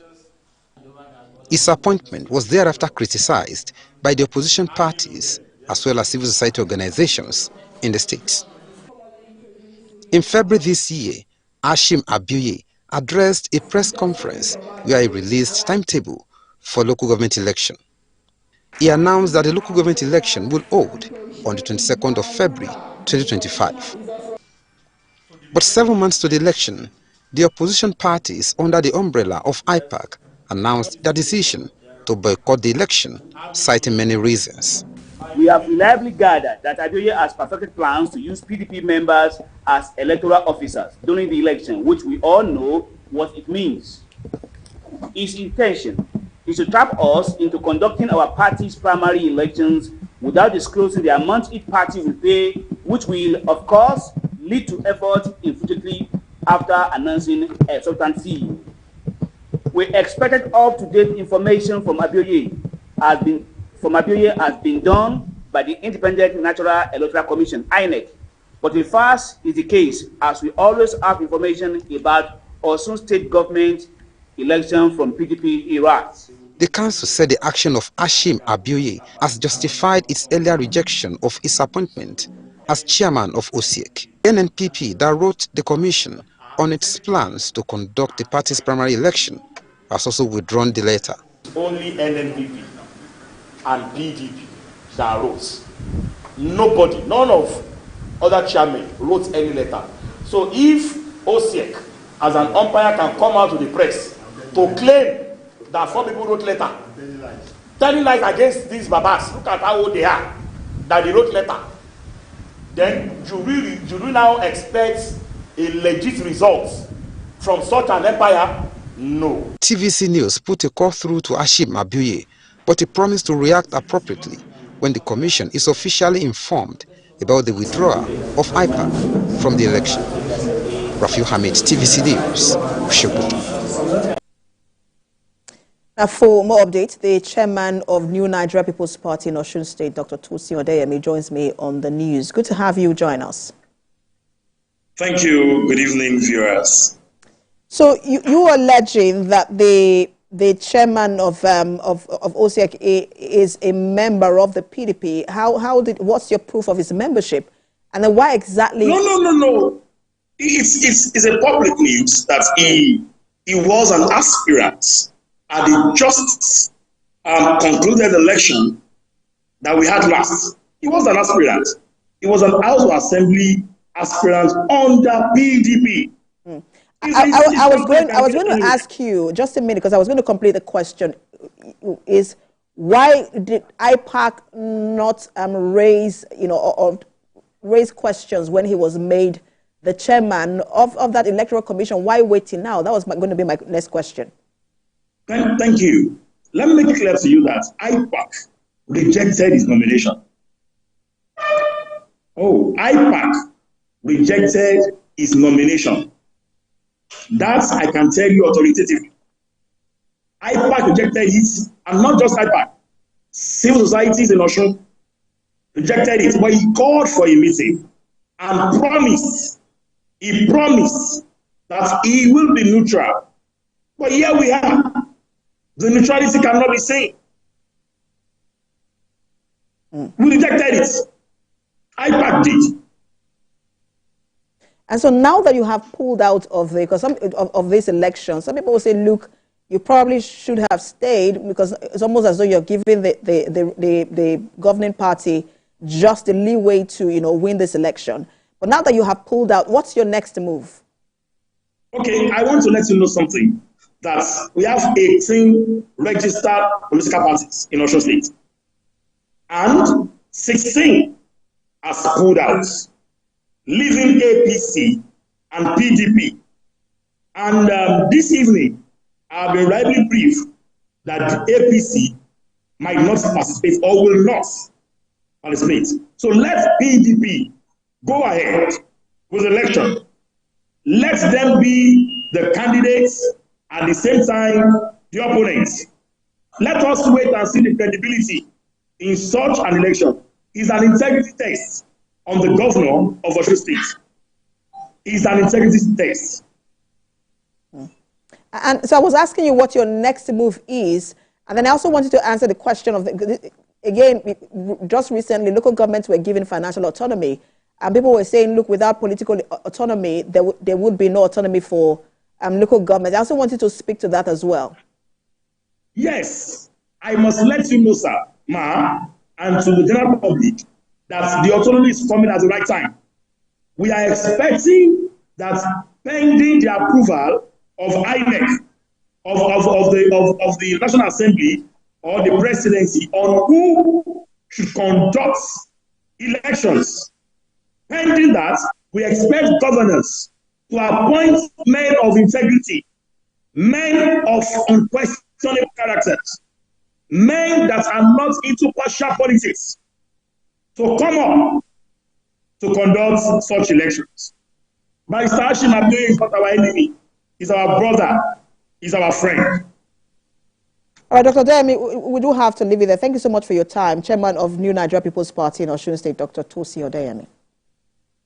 Thank you so much.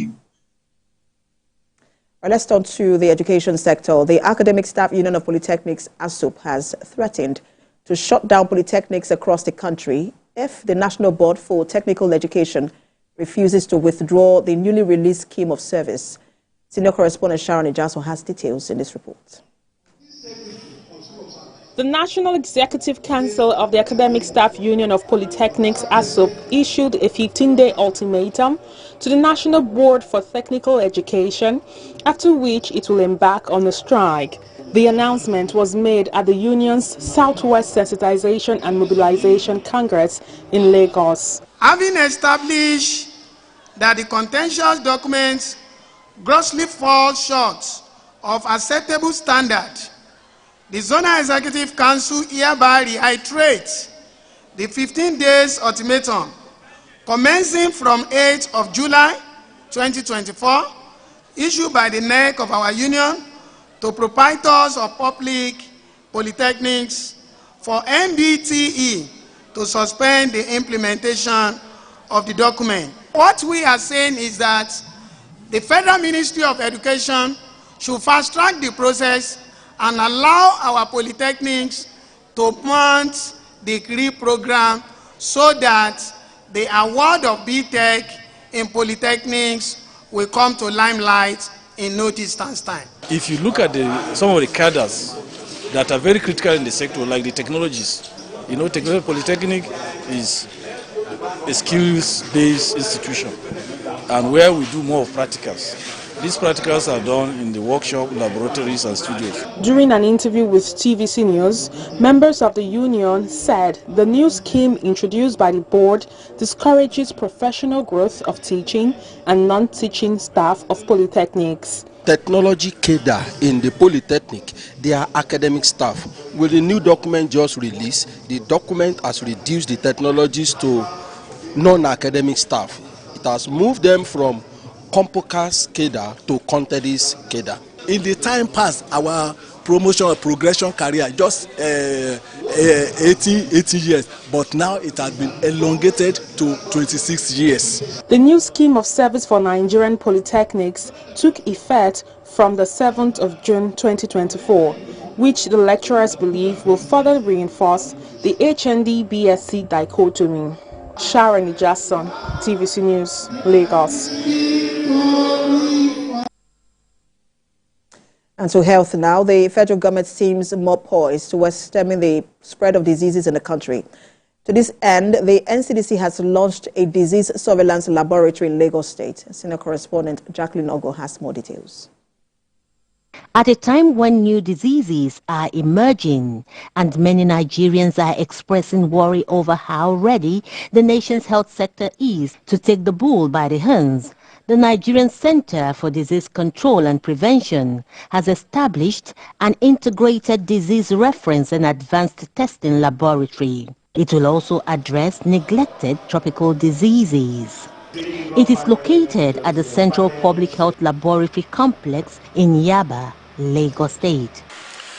What does health security mean? It connotes just about four things: prevention, surveillance of disease, detection and response.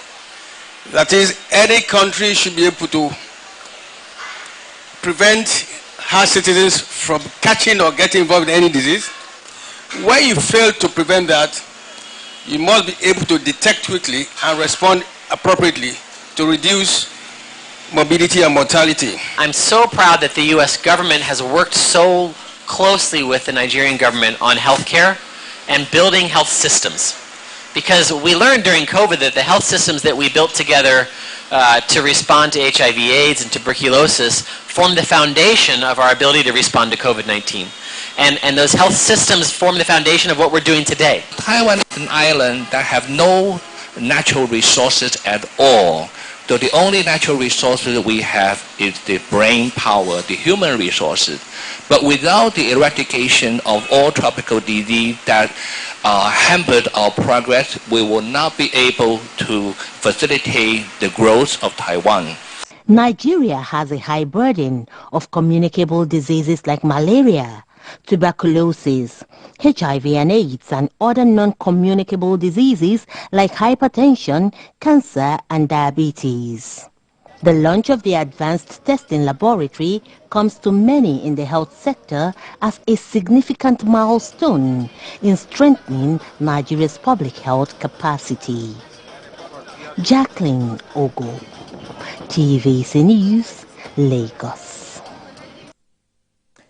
And Professor Nene Zabe has been reinstated as the project coordinator of the hydrocarbon pollution remediation project with immediate effect.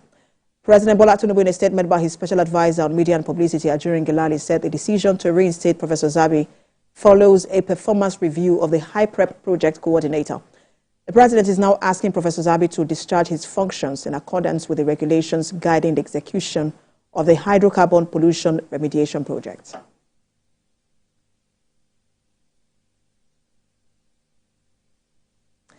For the past 4 years, residents in riverine communities of Nguru, Kumadugu, Hadeja Basin have lost their major source of livelihoods due to the cluster of stubborn grasses known as taifa grass. The Yobe State government has come to their aid by procuring and developing deploying amphibian tractor to the affected communities for emergency clearance. Michael Oshoma has details, and then we'll return with business update. For the past years, this community has not engaged in farming and fishing activities, which is the major source of income. This grass, called taifa grass, is the reason they halted their farming activities. But due to frequent outcry by the affected communities, Yobe State government has come to their aid. Some of the residents expressed joy over the government intervention. We are very much grateful. And with the coming of this excavator, inshallah, Uru local government will engage or will go back to its normal Asian city, because we have been doing this farming, but due to the obstruction of this kachalat leaves, we stop at all. In partnership with Akresa, the project coordinator says the revenue generation the state government and the communities are missing is unquantifiable. Land has been overtaken by the taifa. That was the main reason why you cannot see water from here up to 30 kilometers. 30 kilometers. So the aspect of losing not only source of income, livelihood, foods and what have you, are insurmountable as far as we are losing billions of naira, and we have lost billions of naira for almost so many years because of these menace. Representative of the State Ministry of Environment is optimistic that in no distant time, the affected communities would bounce back and engage in farming activities again. Within the near future, that is very possible near future, the food will be available, because the issue is most of our people here are agrarian. They depend solely on the water. As the project coordinator said, initially we have flood plain that is available water for the irrigation. But due to the presence of the taifa grasses and other nuisances in the rivers, the rivers was blocked completely. So people became redundant. So with this our initiative, definitely people will be engaged and the food will be abundant and available. The contract for clearing of the grasses was awarded to the former secretary to the federal government, Babachi Lawan, which was not executed. Michael Oshoma, TVC News, Nguru, Yobe State.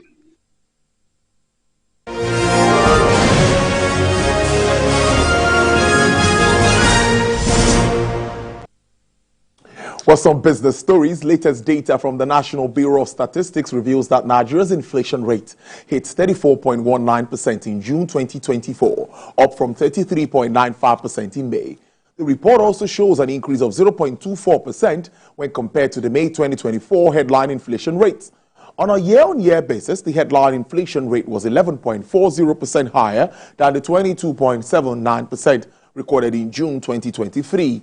The food inflation in June also jumped to 40.87% year-on-year, and that's 15.62% higher than the 25.25% posted in June 2023.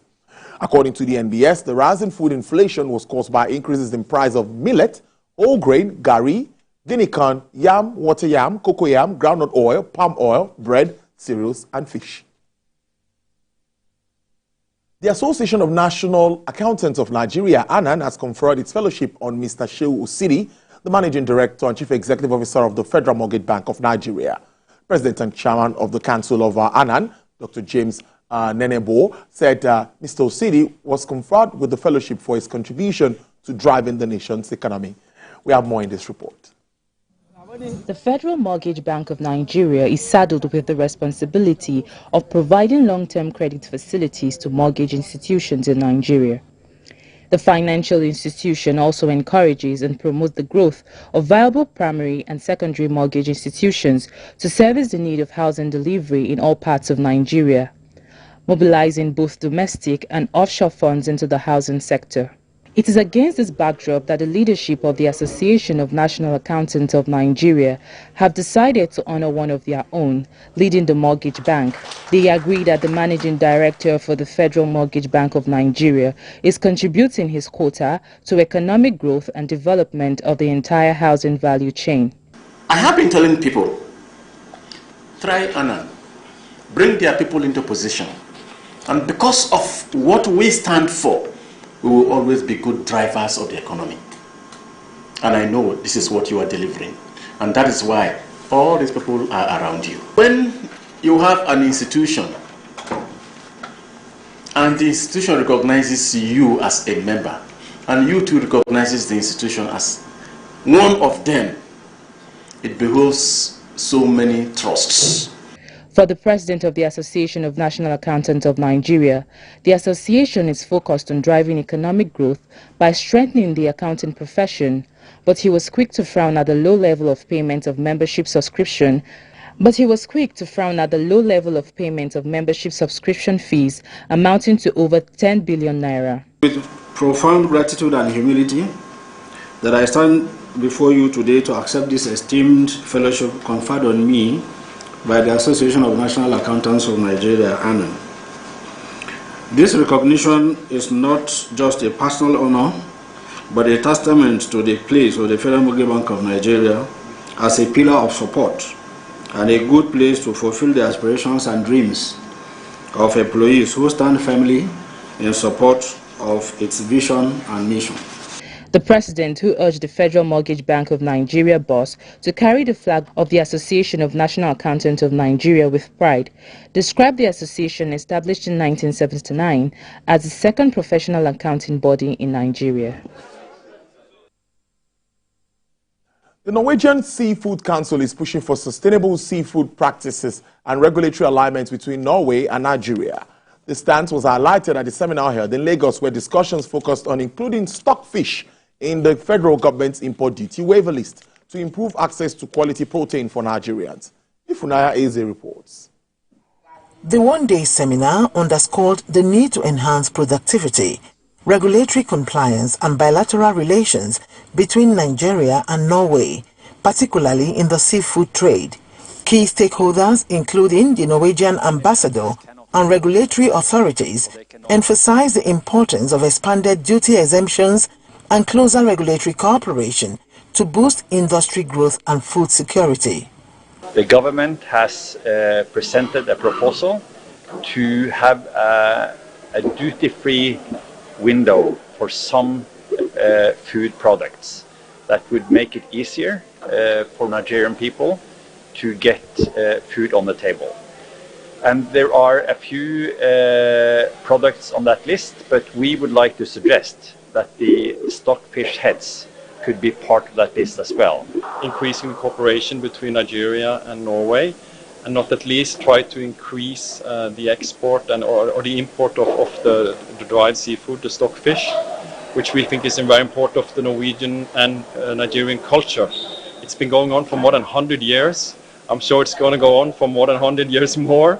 And this is something that connects our two countries together. Presentations at the seminar explored advancements in cod fish processing, emphasizing knowledge exchange and partnership opportunities.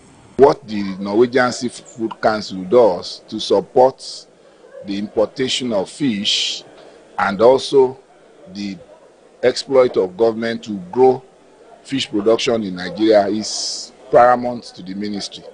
And the ministry is seeking cooperation and partnership to better fish production in Nigeria. What is disturbing Nigeria's export is the issue of quality assurance, sustainability, and being current with what goes on in the world in the field of aquaculture. So we are ready, and part of our social responsibility is to create awareness. Participants commended the seminar for promoting dialogue and urged continued collaboration among stakeholders to strengthen the seafood sector. They also highlighted the importance of leveraging technology to streamline clearance processes and ensure accurate import valuation. Ifunanya Eze, TVC News, Lagos.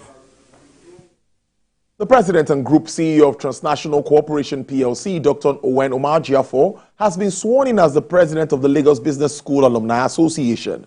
According to the statement, the Transcorp Group CEO will be bringing a wealth of experience and a remarkable track record in leadership and business transformation to the association. The new Lagos Business School Alumni Association's president is succeeding Mr. Agada Apoche, whose tenure has elapsed.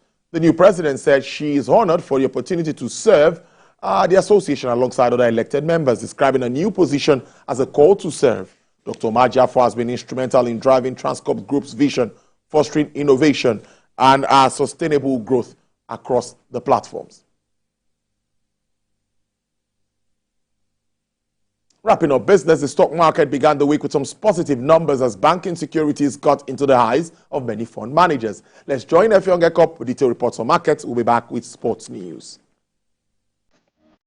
As recovery moved on the trading floor of the NGX Exchange Limited, as investors beat chest trying to understand the pattern of trades for the month of July.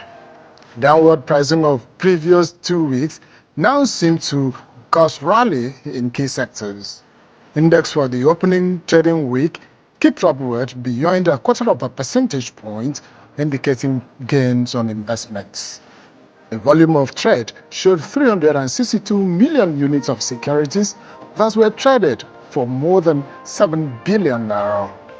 Zenith Bank made a big gain on its share price with 5 naira advantage. It was on the back of renewed interest on the stock by investors. First Bank Holdings, MTN Nigeria, Access Holdings, and UBA all grabbed reasonable gains on trades. Business losers at the close of transactions included Jaiz Bank, International Breweries, Moando, Wapco Lafarge, and Nigerian Breweries. The stock market is getting ready for the banking sector recapitalization ordered by the Central Bank of Nigeria. Effiong Ekop, TVC News, Lagos.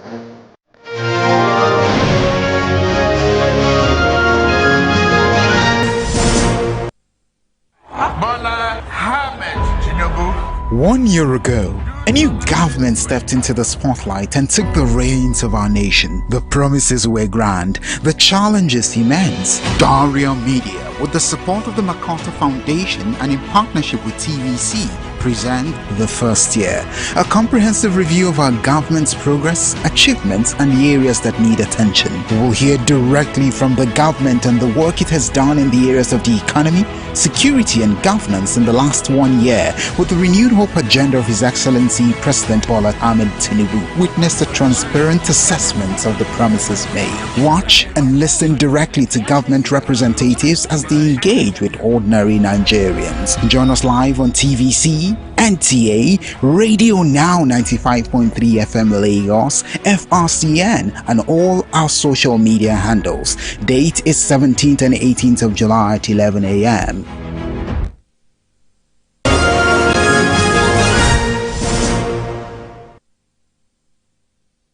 Hello and welcome to sports. England's footballers have arrived home after a heartbreaking defeat to Spain in the final of the Euro 2024. Gareth Southgate's men came within touching distance of silverware, but fell short at the final hurdle for the second successive year. A jet carrying the team landed at Stansted Airport, and England manager Gareth Southgate led the players and coaching staff off the plane.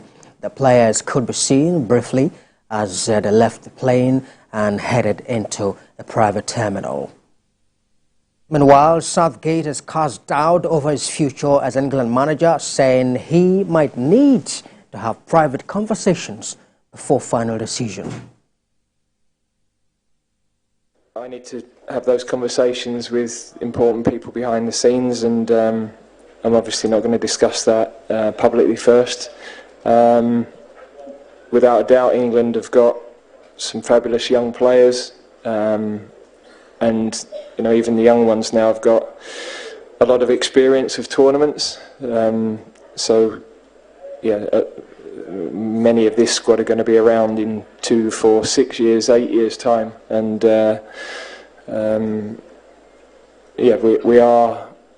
we have now been consistently back in the matches that matter. So it's the last step that we haven't been able to do.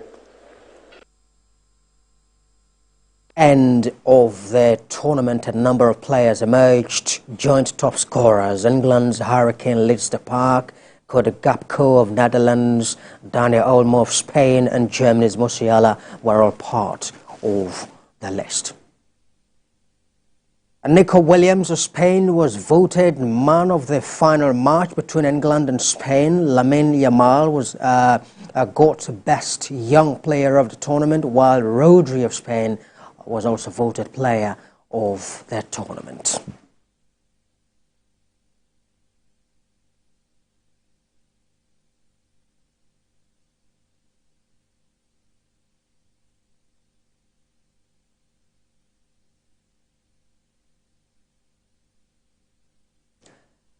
And Africa's NBA Africa hosts the first edition of the Junior NBA and WNBA Elite Camp in Lagos. A program is designed to improve skills and core values of youth across Africa. Adeyemi Adeyemo tells us more about it. More than 40 boys and girls converge on White Sand School, Lekki, Lagos, for the first Junior NBA and WNBA Elite Basketball Camp. The tournament, which coincided with the U.S. President's Advisory Council on African Diaspora Engagement's first visit to the country, features a basketball clinic for ages under 16, led by two-time WNBA All-Star and council member Chini Ogumike. Sports is the intersection of culture, it's the intersection of everything that's good. It brings people together.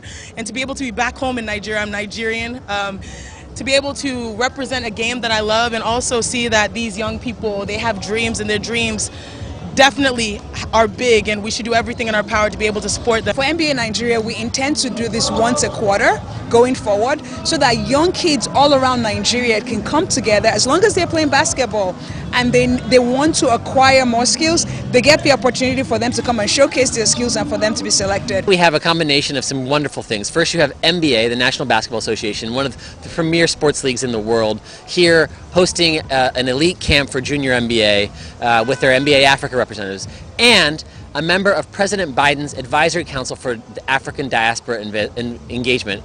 I was told that with passion and purpose, you are unstoppable. So if you don't have passion and maybe you have purpose, you can be unstoppable, but with the two both, you are unstoppable.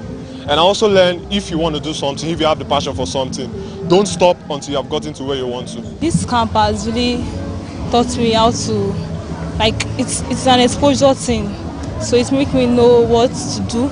And then there are some people they invited from the WNBA camp from the outside country. She talked to us about everything we need to do, focus, compassion, and we need to be serious in everything we do in life. The clinic featured 3-on-3 and 5-on-5 games to test and evaluate the players.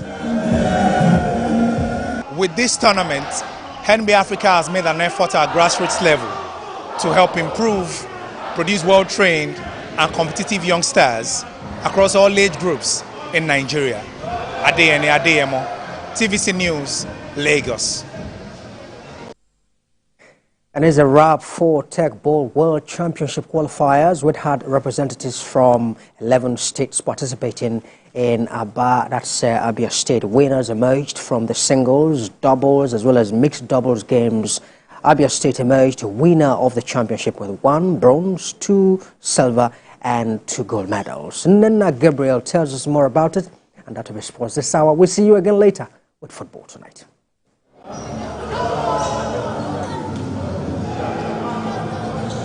The main doubles game between Abia and Delta was electrifying, interesting and full of smashes by Victor Yebade of Delta and his partner Andrew Koko, who defeated Team Abia. Rashida Salau representing Abia emerged winner of the women's singles game. Ibina Bojojwil and Gladys Abasi of Team Rivers won the women's doubles category. I'm the Nigerian Techball #1, African silver medalist and the most valuable player at the Techball World Series in Vietnam. Preparing very hard to get to this field, and I'm very happy to have achieved it. Qualifying to represent the country, no, I and my teammate, we're going to work very hard because we know that we have other better ones outside us. Governor Alex Oti says the goal is to ensure rapid development of Techball in Abia State. I enjoyed every bit of the competition, and interestingly, this is a game that is less than 8 years old. Encourage all our people who might hitherto not be interested in it to show interest. The successes recorded in this competition amplify the passion and the development goal of Techball in Abia State. Among other remarkable success stories of the competition is that we have now qualified for the 2024 World Techball competition. As a game invented in Hungary, the Hungarian ambassador to Nigeria was present to witness the final match of the Techball World Championship qualifiers. I am really, truly pleased that this new sport enjoys such popularity among the youth of Nigeria. Really stunned by this fantastic talent that I witnessed today here. Really, congratulations to the players. The game featured presentation of bronze, silver and gold medals to participate in teams. Nina Gabriel, TVC News, Aba, Abia State.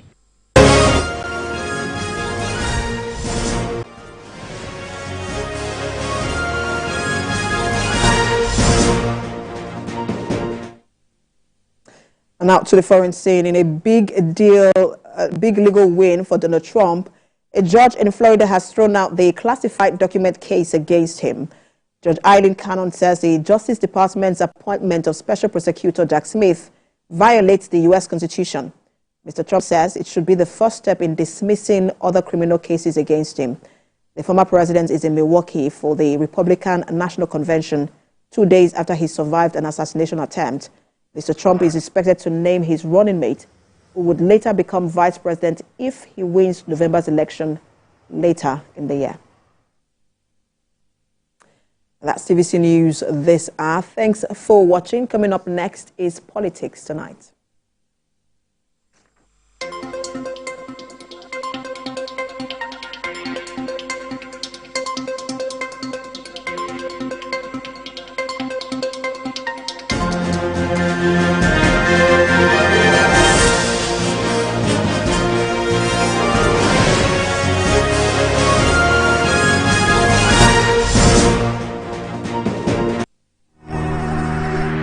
Mortein insecticide with its improved formulation kills 100% mosquitoes that spread malaria.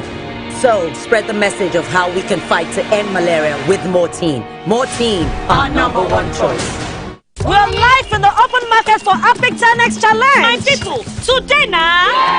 Today, I will show you how the power of new Epic 10X gives your toilet a better cleaning than bleach. Than bleach? Yes, so. Impossible. Toilets have stains which bleach cannot clean effectively. But Epic is thicker and sticks better, which gives 10X better cleaning versus bleach and kills germs. Oh, wow. You can now see that Epic is better than bleach.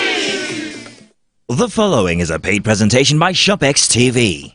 You're watching ShopX TV, home to some of the most popular international brands in Africa, including Gotham Hammered Collection, Genie Bra, Bionic Floodlight, Spot X, Total Crunch Evolution, and more. And we are now proud to introduce our biggest offer of the year, the ShopX Mid-Year Sales.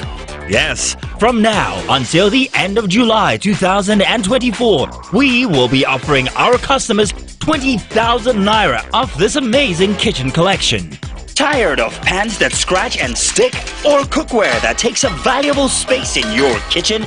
Introducing ShopX Gotham Hammered Copper Collection, the perfect cookware to upgrade your cooking experience.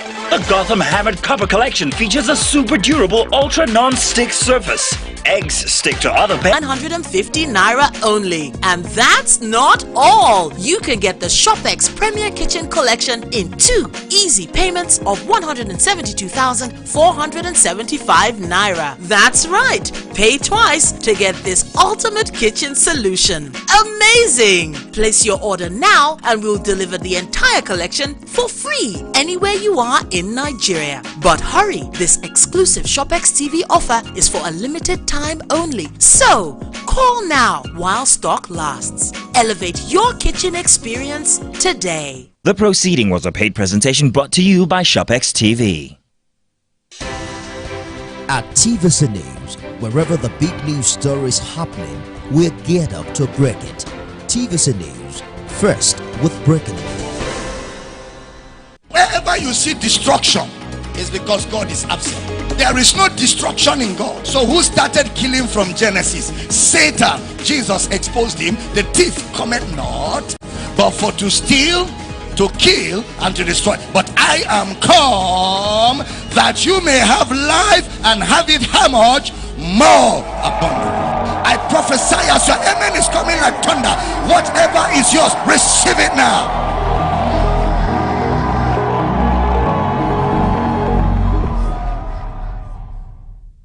For over 6 decades, the Bank of Industry, BOI, has been driving Nigeria's industrial development through financial and business support services. Bank of Industry is one organization that has kept their words with the Nigerian businesses. I have been able to expand my business from catering, event management, into water production. A single digit that Bank of Industry offers is the only solution to stay afloat. BOI Impact, now showing Tuesdays, 9:30 p.m. on TVC News. Stay ahead with the biggest news stories. Go beyond the news headlines. Experience impactful investigations. Enjoy resourceful news coverage in real time. TVC News at 7 and TVC News at 10 p.m. Live every day on this channel. TVC News. First with breaking news. Good governance at any level is characterized by 4 pillars: transparency, accountability, fairness, and responsibility. The Seyi Makinde-led administration since inception has upheld all the traits, making life more meaningful for the people of Oyo State. Resting on the 4 pillars of the administration, which includes education, health, security, and expansion of the economy through agribusiness, the people have continued to feel the impact of good governance. On Oyo Update, you'll be opportune to see how far the Seyi Makinde government has brought governance to every doorstep across the state. Join us weekly at this time for insightful moments on your state, setting the pace. The Shared Prosperity Weekly TV series on TVC News. It is through this telecast the viewers get to know what is happening in the prosperity government of His Excellency Senator Hope Uzodinma, the Executive Governor of Imo State. Through this program, all questions agitating the minds of citizens and residents of Imo State are answered in details with documentary evidence. Don't miss it. Keep a date with us every Sunday on TVC News by 9 p.m.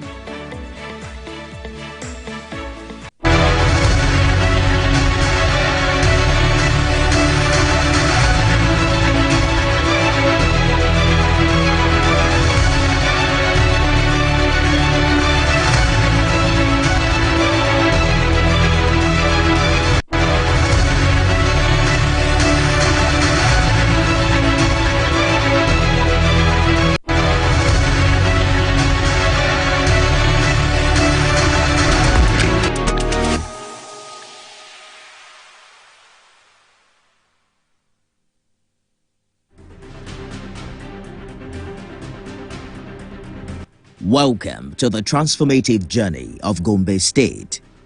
Like a beautiful bride in the savannah, Gombe State is steadily growing to become a commercial and investment hub with accelerated development of world-class infrastructure, quality education, and healthcare. The jewel in the savannah under the visionary leadership of Governor Inuwa Yahaya, is taking giant strides in the quest to making Gombe State a paradise in Nigeria's northeast region. Join us on this adventure every Thursday by 3:30 p.m. as we explore Gombe's transformative journey to greatness. The task of the leaders is to get their people from where they are to where they've not been. How do we hold our leaders accountable in the business of lawmaking and representation? The mandate that you have given to us is not abuse in any way. The primary purpose of government is to ensure the welfare and security of the Nigerian people. Constituency project had noble intentions and they still remain the most veritable tool. Do they really know their representatives at the states and national assemblies? Our people, they don't have water, they are suffering. They only drink water from where rain fall.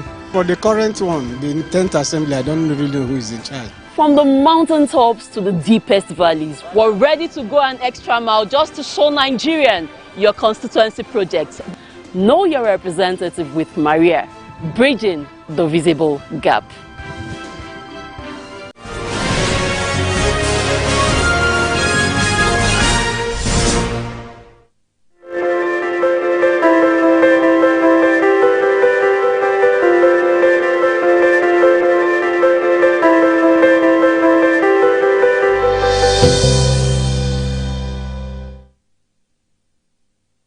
We apologize for coming to you a little bit behind schedule. Good evening. Welcome to Politics Tonight, everyone. Thank you for joining us this evening. I am Olajumoke Olatunji.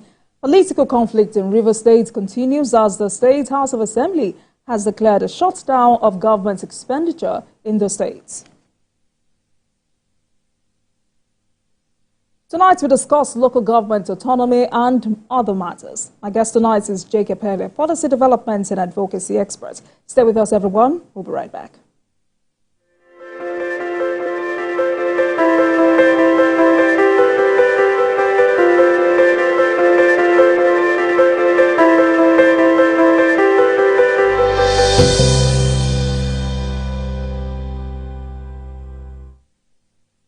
Welcome back and thank you very much for staying with us. Now let's begin with some developments in the polity. The Rivers State House of Assembly has declared a shutdown of government expenditure in the state. This follows the expiration of the 7-day ultimatum it gave to Governor Buhari to present the 2024 budget before the House. Details in this report. 23 Governors. In December 2023, Governor Siminalayi Fubara presented the 2024 appropriation bill before the faction of the House of Assembly loyal to him, and he is currently implementing the budget of 800 billion naira. This action has set the governor on a war path, with Martin Amehule and other lawmakers who are insisting that the budget was not presented before a legally constituted legislature. With the political crisis showing no sign of ending soon, it is not surprising that Governor Fubara ignored the deadline given to him. There's nothing we can do. We are legislators, we are representing our people, and this is the mandate that they've given us. So that's our report. We are just bringing it to you to let you know. We are recommending a total shutdown of expenditure. Thank you, Mr. Speaker. I align myself with the submission of the leader that there should be total shutdown until such a time when the government will be prepared to function with a valid and proper budget duly presented to a house that is known to law as we are seated today. Thank you, Mr. Speaker. The law has said how the public funds of the state should be spent. Our governor has totally ignored the provisions of our ground law. Mr. Speaker, that is why I want to totally align myself with the leader of this House and of course of the Deputy Speaker that there should be a total shutdown. We have no requisite competence or authority to go against the prescriptions of the Constitution. In its resolution, the Assembly said the governor and all government offices are no longer authorized to spend state funds. The implication, honorable members, is that the governor can no longer legitimately authorize expenditure from the Consolidated Revenue Fund of River States, and by extension, all ministries, departments, extra ministerial departments, agencies, commissions in River States are no longer permitted to spend taxpayers' money. That is the Constitution of the Federal Republic of Nigeria. It is unclear how this decision would be implemented, as all resolutions sent from the Assembly to the governor in the past have not elicited the corresponding result. Governor Fubara insists the lawmakers have lost their seats on account of their alleged defection from the People's Democratic Party to the All Progressives Congress. The federal government has announced that it has reached an agreement with the government of the United Arab Emirates to lift the visa restrictions on Nigerian passport holders. Minister of Information and National Orientation, Mohammed Idris, disclosed this to State House correspondents shortly after this week's Federal Executive Council meeting. He said the agreement includes updated controls and conditions to facilitate obtaining a UAE visa. The resumption of visas will be effective from July 2024. Recall that he had met the organized private sector. He had also met the subnationals after the committee, the Tripartite Committee on Labor submitted its report, in order to ensure that there is a thorough analysis of the situation, so that government will come up with a minimum wage that works for all Nigerians, the federal government, the subnationals, and the organized private sector. That was also discussed today, and government has directed the Ministry of Budget to also come up with additional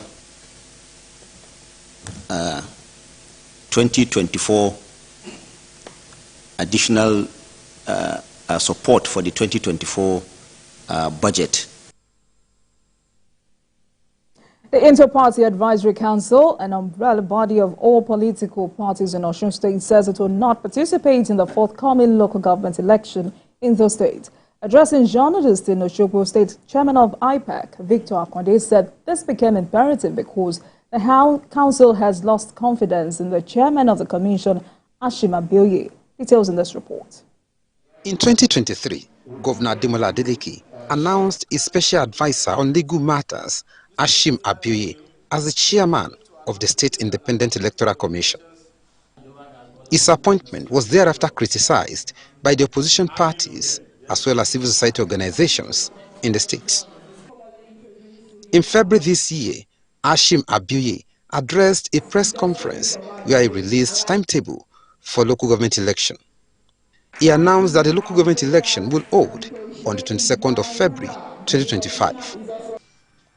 But 7 months to the election, the opposition parties under the umbrella of IPAC announced their decision to boycott the election, citing many reasons. We have reliably gathered that Abioye has perfected plans to use PDP members as electoral officers during the election, which we all know what it means. His intention is to trap us into conducting our party's primary elections without disclosing the amount each party will pay, which will, of course, lead to effort immediately after announcing a certain fee. We expected up-to-date information from Abioye has been done by the Independent National Electoral Commission, INEC. But the first is the case, as we always have information about Osun State government election from PDP era. The council said the action of Hashim Abioye has justified its earlier rejection of his appointment as chairman of OSIEC. The NNPP that wrote the commission on its plans to conduct the party's primary election has also withdrawn the letter. Only NNPP and PDP that wrote. Nobody, none of other chairmen wrote any letter. So if OSIEC as an umpire can come out to the press to claim that 4 people wrote letter, telling lies against these babas, look at how old they are, that they wrote letter, then should we now expect a legit result from such an empire? No. TVC News put a call through to Hashim Abioye, but he promised to react appropriately when the commission is officially informed about the withdrawal of IPAC from the election. Rafiu Hamid, TVC News, Osogbo. Let's take a short break, and when we return, it will be time to discuss local government autonomy and other matters with my guest, J.K. Pele, policy development and advocacy expert. I'll be right back.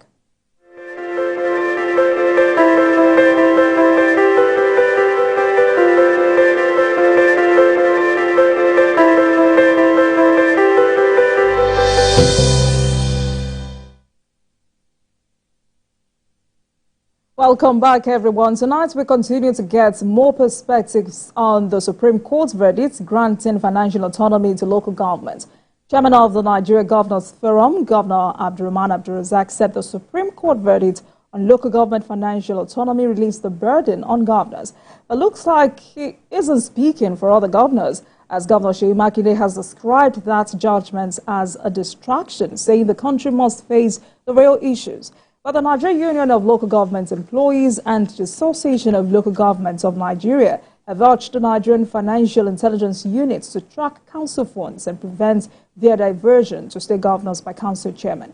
Tonight, let's get more perspectives on this landmark judgment, as the Supreme Court judgment has now raised some important questions. Joining me from Abuja studio is Dr. J.K. Pele, policy development and advocacy expert. Good evening to you, Dr. Pele. Thank you so much for joining us this evening. Thank you. Thank you for having me, beautiful Jumoke. All right, sir. So, there are those who are very happy with these verdicts, and I think they are in the majority, and there are those who are in between, who are saying, this is government taking powers from the states. There are also those who are neither for nor against, swinging both ways. Where do you stand? I think that judgment began the new era of good governance and rural development. If the administrators of this local government will do the needful, I think it's the beginning of good governance in the local government system in Nigeria, and also the beginning of freedom from the hands of governors that hitherto had either withheld funds or one way or the other delayed giving funds to local government chairmen. And I dare say that it is not all the governors. There are some, and there are many of them who had also complied. But it's the beginning of good governance and a likelihood of good development that will come to the rural areas. But I have a concern. My concern is, from legal perspective, I think it's the State Assembly that will function and do the oversight function for the local government. There has to be a very straightforward and concrete procedure by which the State House of Assembly will carry out their legit function. But it's also important that this could also be a good signal for the legislative system of the local government to be activated effectively. The local government do have legislators, they're called councillors, and many of them have been operating more or less like a rubber stamp. I think this is also a time for them to be properly educated of their roles and responsibility, and for the chairman to focus on good governance within the local government system. It's a good development for democracy in Nigeria. I'm very passionate about the local government system. I just came back from Delta. So, Dr. Pele, if you look at the kinds of the feedback this verdict has generated, Governor Seyi Makinde has said this is a distraction, and he has asked us to focus on productivity and address hunger and national growth rather than local government autonomy. Former governor of Delta State has also said the federal government has no rights to interfere with the administration of local governments under any guise whatsoever. You also have Pan-Yoruba social political group, Afenifere, has described this as judicial conspiracy against the Nigerian states and its federal principles. What are your reactions to this feedback? I mean, everybody is entitled to their opinion, just like I'm entitled to mine. But I've been a follower and one who has been developing framework for local government systems. I've been involved in developing electoral guidelines for a number of states. I think it's a huge step and a good step in the right direction to getting governance trickle down to the rural dwellers. I don't see any individual who truly respects the Constitution. What the judgment did was to uphold the Constitution, you know, and for anyone to kick against it. Anyway, that individual is wasting their time because... But Dr. Pele, when Governor Makinde says... Dr. Pele, when Governor Makinde says instead of local government autonomy, we should focus on productivity and ending hunger. Now, don't you think that statement is an indictment on him and his colleagues? Because Nigerians have continued to say these governors have continued to ignore how they can produce more, generate more revenue and feed their own citizens instead of relying on federal allocation every other month.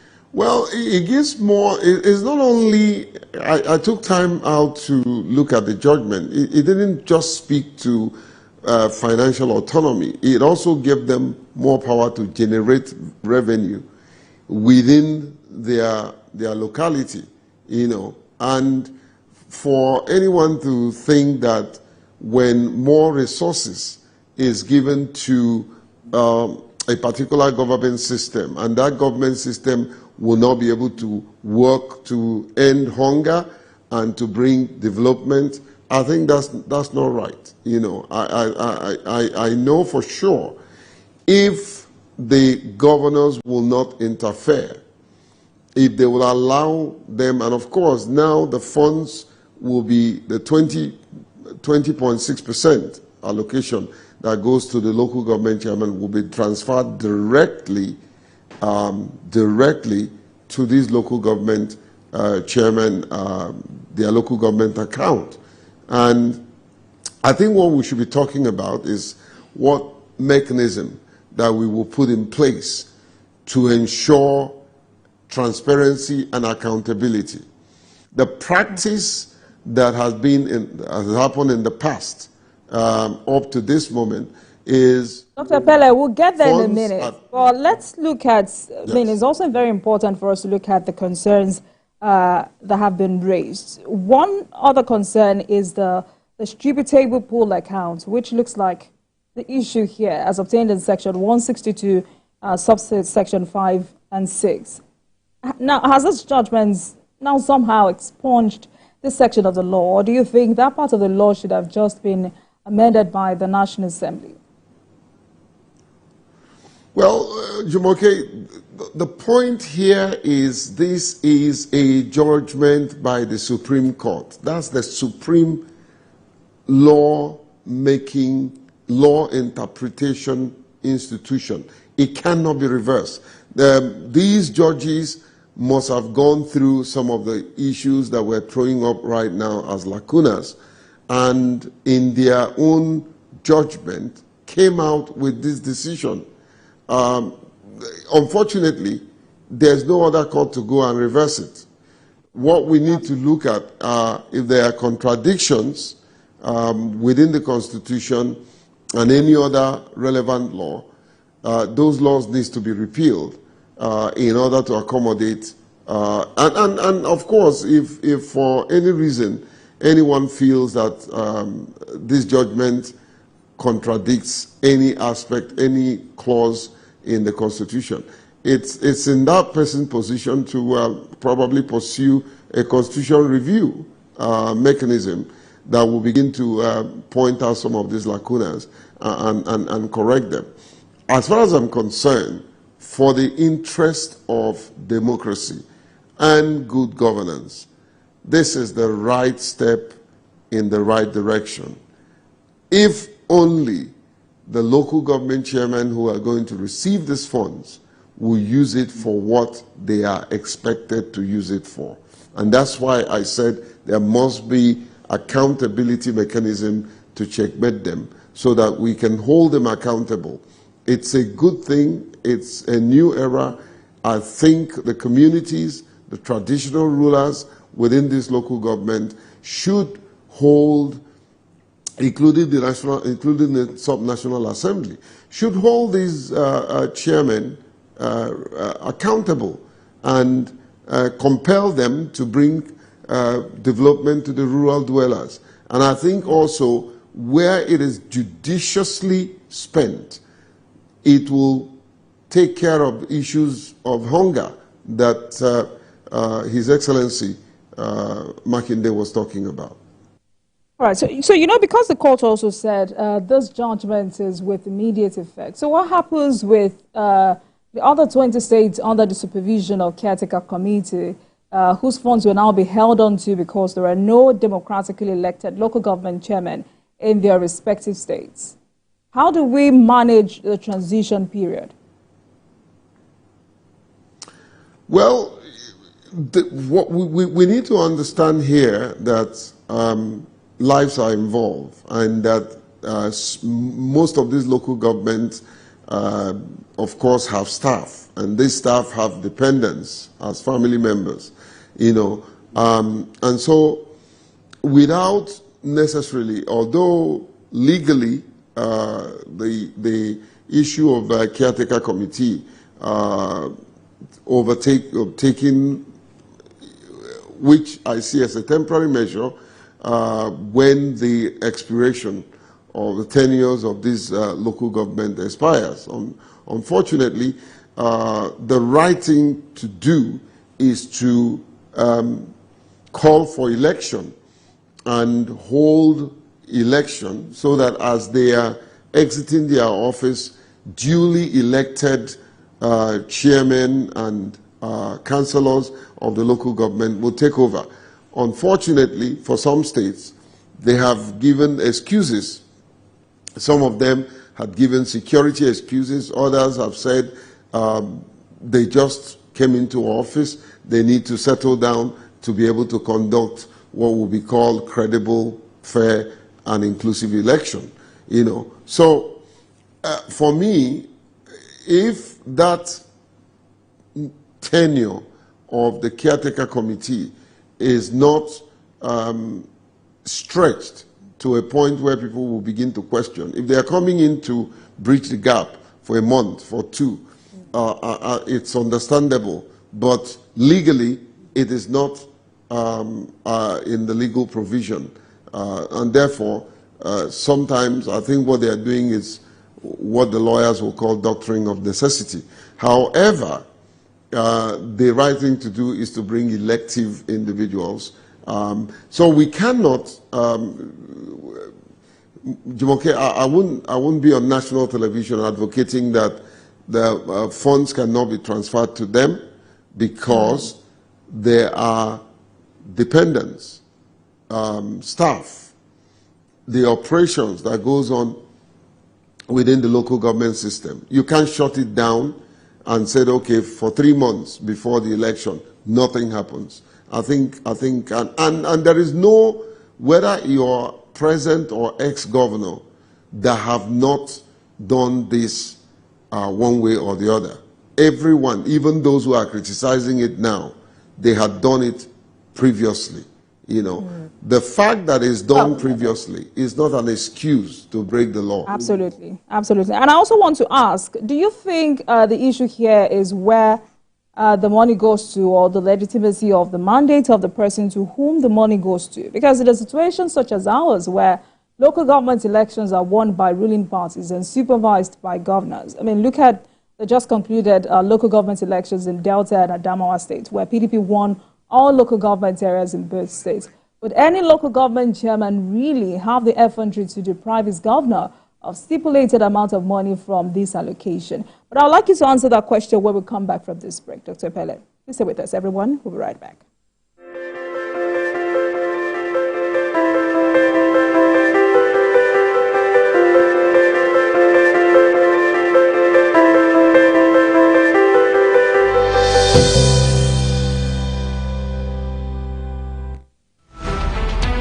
Every major news story is with many perspectives and layered with different levels of impact.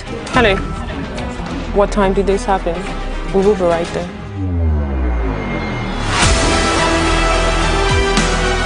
At TVC News, we follow the big and major news, gathering the facts, witnessing the outcome. I am here live at the aftermath of the approval of the new national minimum wage.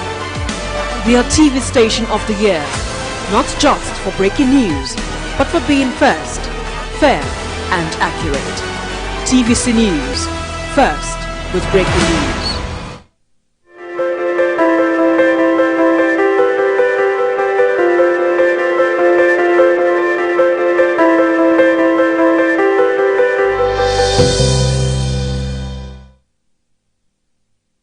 Welcome back to Politics Tonight, everyone. Thank you so much for staying with us. Tonight, we're discussing local government autonomy, the concerns and the realities as this verdict takes effect immediately. And I've been speaking with Dr. J. Pele, policy development and advocacy experts. Dr. Pele, thank you very much for staying with us. So before we went on that break, I wanted to have your perspective on whether or not the issue here is where the money goes to, or the legitimacy of the mandate of the person to whom the money goes to. Because in a situation such as ours in this country, local government elections are won by the ruling parties and supervised by governors. And I made reference to the just concluded local government elections in Delta and Adamawa State, where PDP won all local government areas in both states. Would any local government chairman really have the nerve, the effrontery to deprive his governor of this allocation?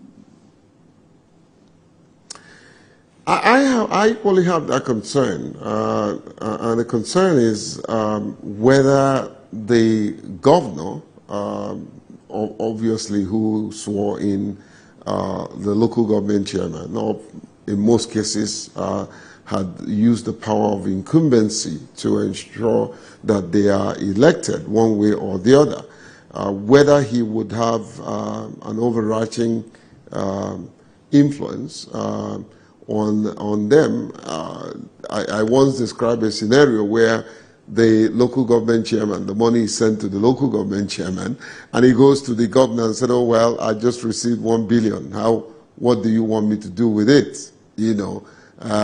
So that's where Nigerian factor comes in. But let me address a fundamental issue that you raised, Jumoke, and that is the issue of if, for instance, in the case of Delta, because the governor is of PDP, and the PDP will clear the polls. And of course, Adamawa, these are two PDP states. It's also on record that there were also places where you have either APC or other political parties that is in charge, you know, where the governor is of that political party. They also sweep. So, Dr. Pele, the question is not. It's a fundamental issue. Dr. Pele, the question is not really about political parties. It can be APC, it can be PDP, it can be LP, it can be NNPP. Yeah. The question is, why must it be that way? Because at the moment, Association of Local Government Employees, ALGON, is saying State Independent Electoral Commission should be scrapped and elections should be conducted by INEC. Well, Jumoke, listen, I've worked with INEC. I have been part of, when I say I've worked with INEC, I don't work for INEC. I worked with INEC. We support inclusive electoral process within INEC system. INEC is they're saddled with too many issues. Asking INEC to conduct local government elections is not an issue that advocates like us or whether an association will call it doesn't work that way. First and foremost, there has to be a law that mandates INEC to conduct local government election. I don't think there's such laws. Secondly, INEC has a lot of work that they are overburdened. And putting that pressure, adding that as an additional pressure to them will break the institution, you know. So unless we unbundle INEC, take some of the responsibilities of them and leave them as an institution saddled with the responsibility of conducting elections across board, then you have to take off some of the issues that they have to deal with, you know, and sometimes defending themselves in electoral offenses and all that, prosecuting, you know. If you take that responsibility off them and some of the things that they have to deal with, if you take that off them, then we can saddle them with conducting local government election. But there has to be a law that gives impetus to that advocacy, you know. All right. So if SEC is to stay, Dr. Pele, if SEC is to stay, what kind of transparent system, or what kind of system should we be looking at? And we must also take into cognizance what's happening in Osun State at the moment. IPAC is pulling out of the forthcoming LG election. NNPP has also pulled out because a former assembly member of a political party is now the chairman of OSEC. Well, this kind of practice, Jumoke, also happened at the national level, but that's not where we're going. However, you know, I think there's a need to, I was with, in Delta State, I was with 20 out of the 36 SEC chairmen. And we had lunch, and I'm a proponent of local government electoral system reforms. There has to be, just like we're advocating for a reform at the national level, the national electoral system, we need to also take into consideration and into cognizance the need to also reform the local government election. I can tell you for free that many problems that we are having in the democratic process at the national is as a result of what we have not fixed at the subnational. If we get it right at the local government level, we will get it right at the national level. So there has to be, there's a need to embark on local government electoral reforms.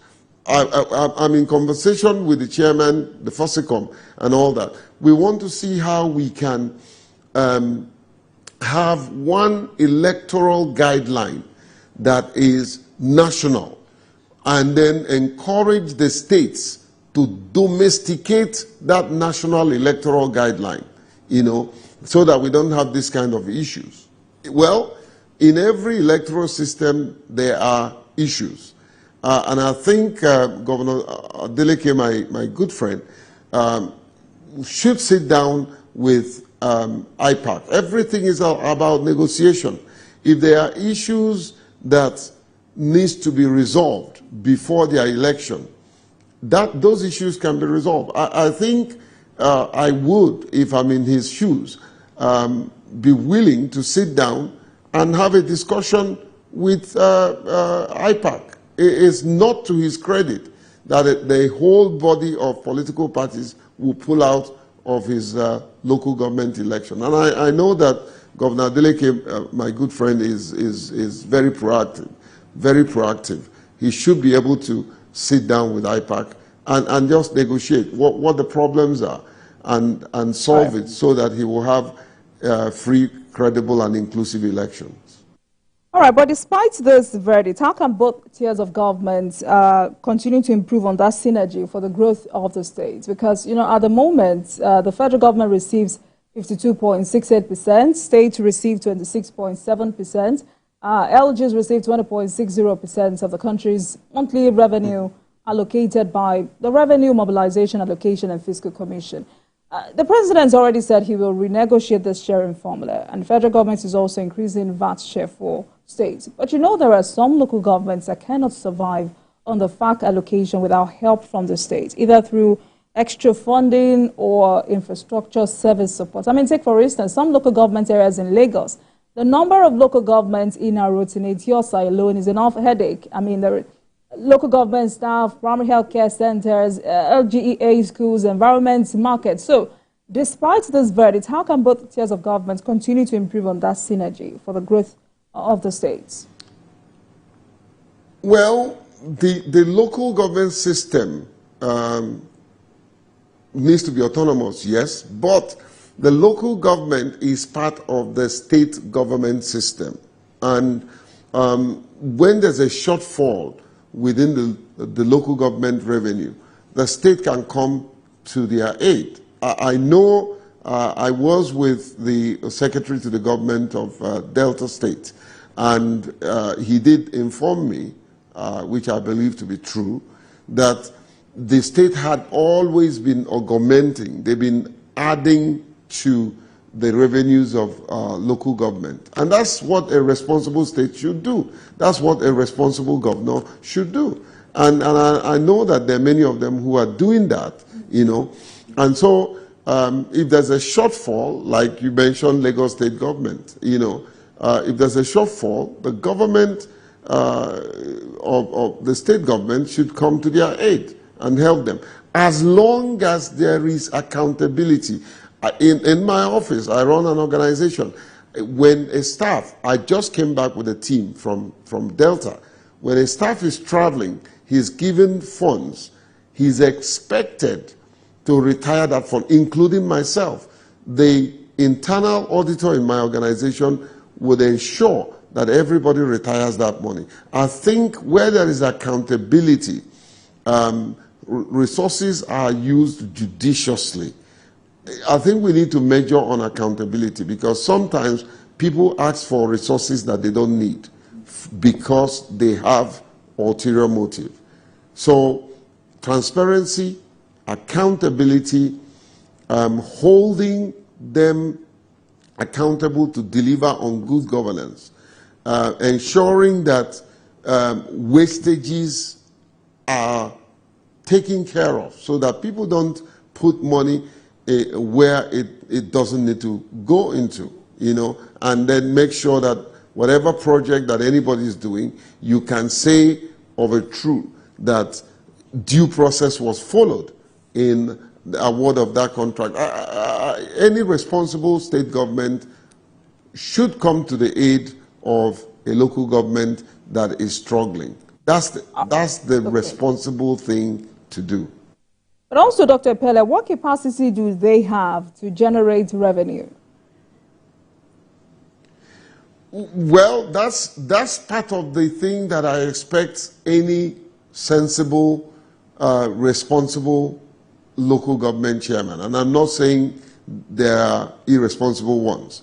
I'm saying any responsible leader should be strategic, should be intuitive, should look inward and see what can I do for my local government to generate revenue. The first thing is your fiscal policy. You need to look at what are the measures by which money is budgeted, money is spent, money is generated. You know, it is not an opportunity for you to empower young boys that sometimes behave like thugs, that will be on the road and harassing people and insisting on unnecessary taxes. But if you take a good tax consultant, I mean, the president did it in Lagos, and I'm sure there's a reform that is going on at the federal level.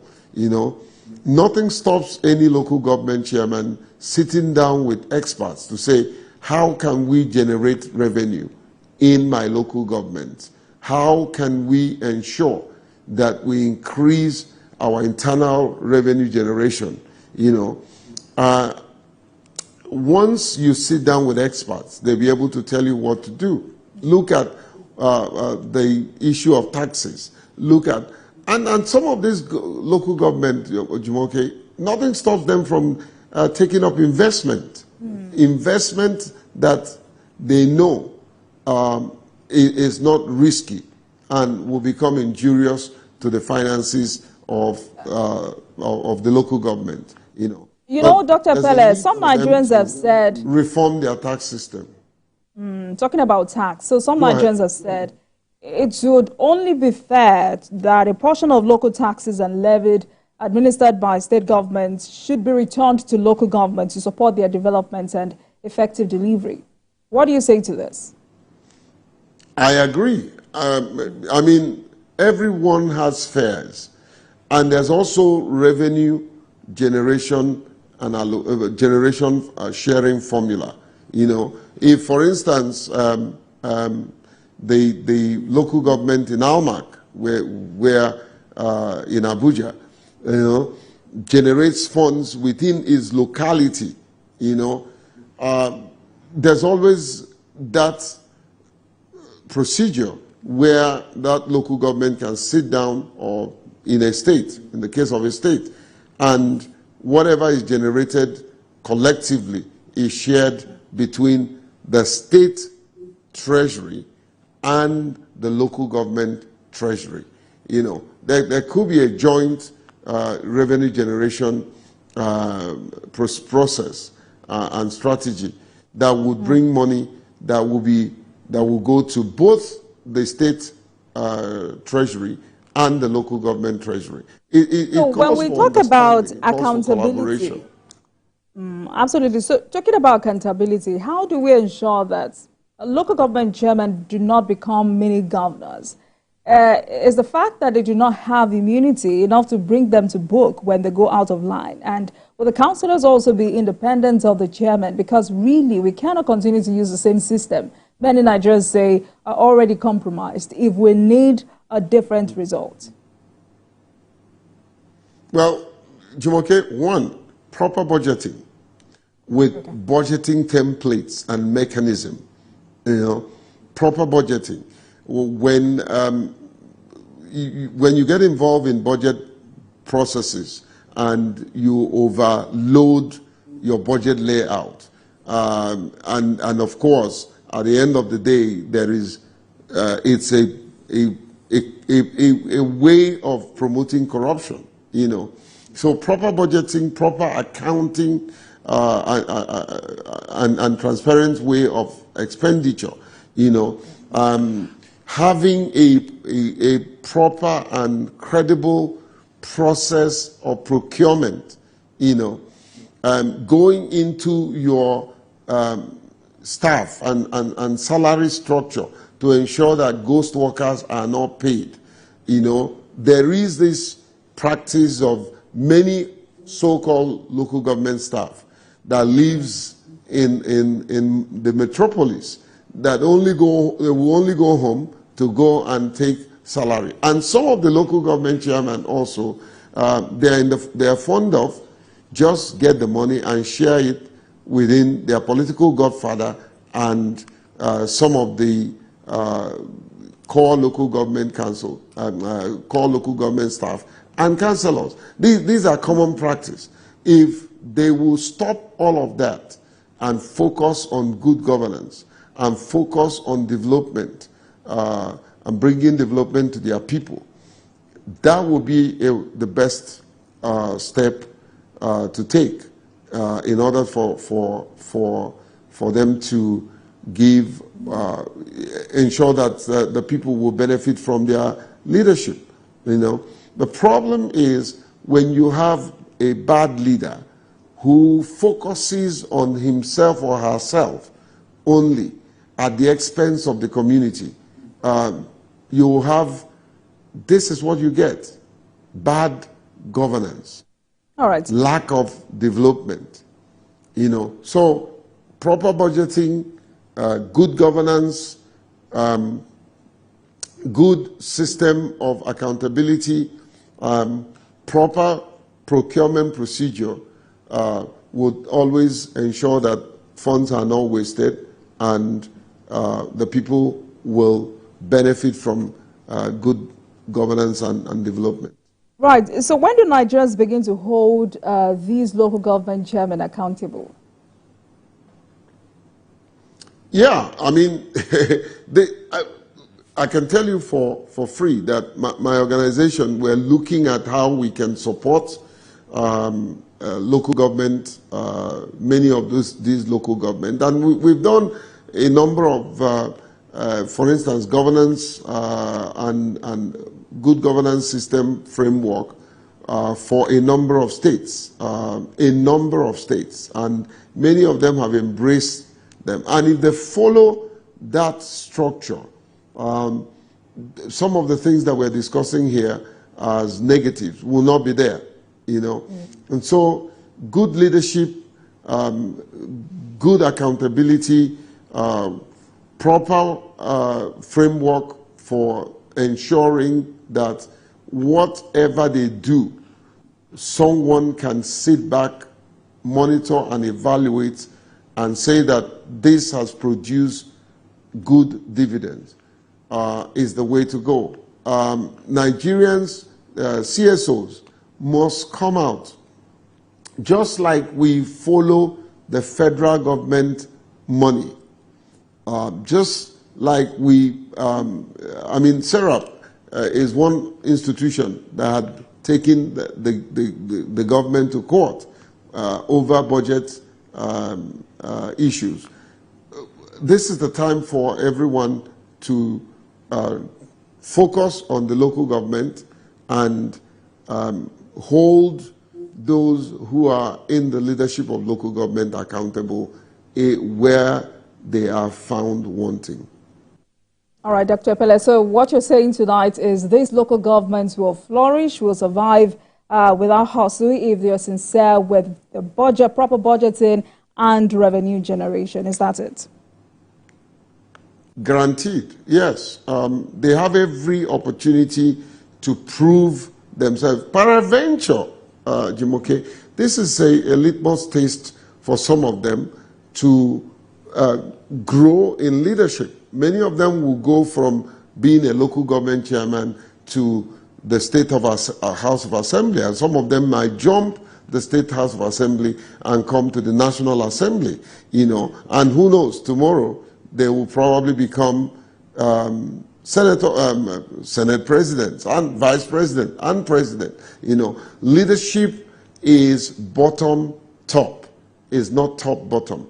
And for me, even in my advocacy, I have always been a proponent of persons with disability to go back to local government election. Go and contest as councillors, as chairmen, and grow your political experience and skills so that when you're ready to come to the sub-national assembly, you become relevant and you have a political success story. And so any local government chairman who wants to serve his people, who wants to be remembered for posterity, this is your shining moment. This is the right time. You have a lot of resources in your hand. This is not the time for you to buy SUVs and marry 5 wives. You know, this is the time for you to work for your people so that at the end of the day, the people will see that you have put the resources that you're giving and have given them good development. I think it shouldn't also be just the responsibility of the State Assembly. I think traditional rulers also, you know, needs to get involved. Some of these local government chairmen are their sons and their daughters. They should be able to go to them and say, look, we know that you're getting 20.6% from government allocation. What are you doing with it? Hold them accountable at the local level. Yes. You know, Dr. Pele, I mean, with this autonomy, it won't be bad to see a former assembly member go back to become a local government chairman. It will be very interesting to see that as well. Thank you very much for joining us this evening, Dr. J.K. Pele, policy development and advocacy expert. Thank you so much for joining us for this conversation. Thank you, sir. Thank you, Jumoke. It's always a delight being with you, and thank you for my very good friend Babajide and the family of TVC. Thank you, Dr. Pele. Thank you very much.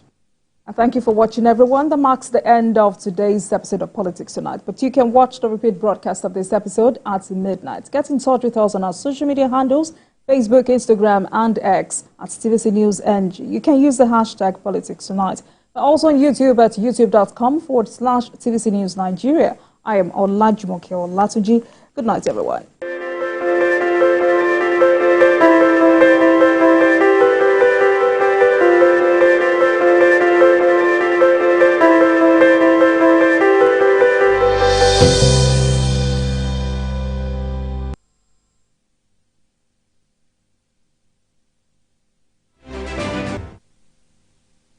There's been an increasing trend of cholera cases across the country. Cholera is a highly infectious disease which spread through contaminated water, food, or direct contact with an infected person's feces. Symptoms include diarrhea, vomiting, and dehydration.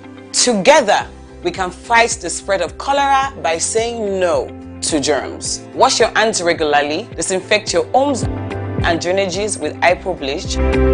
Stop open defecation and keep your toilet germ-free with Hypo Toilet Cleaner. Together, we can prevent the spread of cholera by disinfecting with Hypo.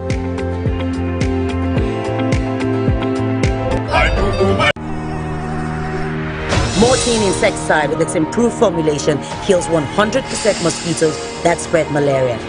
So, spread the message of how we can fight to end malaria with Mortein. Mortein, our #1 choice. The following is a paid presentation by ShopX TV.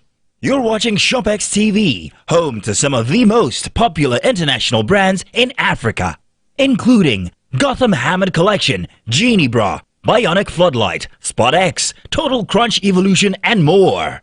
And we are now proud to introduce our biggest offer of the year, the ShopX Mid-Year Sales. Yes, from now until the end of July 2024, we will be offering our customers 20,000 Naira off this home fitness machine. SportX Digital Compact Treadmill. The compact foldable treadmill that makes being active and losing weight fast and easy. Just unfold it and walk, jog, or run while you watch your favorite programs on TV. And when you're done, just fold it and store it away. Now that's convenience. The secret is its advanced design that houses a 1 horsepower motor that is twice the size of most treadmills, packed into a nice compact unit, powering every step you take. You get the SportX Digital Compact Treadmill System complete with a rugged commercial-grade ultra-durable traction belt, large LCD multifunctional display that displays speed, time, distance, calories, and has 12 different exercise programs, as well as a magnetic safety key for added security. The SportX treadmill has really helped me get back in shape after childbirth. I love it because it's compact and can fit anywhere in the house. And when I'm done, I fold and put it away. Easy peasy. This is the best piece of equipment for people like me who want to stay active without leaving the home. Joining a gym can cost an absolute fortune, and you could be paying up to 490,000 Naira in annual gym fees. Get the SportX Compact Digital Treadmill to save the cost and work out of the convenience of your home. You would normally pay up to 400,000 Naira for the SportX Compact Digital Treadmill. But call the number on your screen now or scan the QR code and get the SportX Compact Digital Treadmill for just 380,000 Naira, saving you 20,000 Naira. Incredible! But that's not all. You can get the SportX Compact Digital Treadmill in 2 easy payments of 190,000 Naira. That's right! Pay twice to get this amazing fitness solution. But wait, there's more. If you order now, you get the SportX Compact Digital Treadmill delivered to you for free wherever you are in Nigeria, and it comes with a ShopX 30-day money-back guarantee. But hurry, limited stock available, so call the number on your screen now or scan the QR code or visit our website to place your order while stock lasts. The proceeding was a paid presentation brought to you by ShopX TV.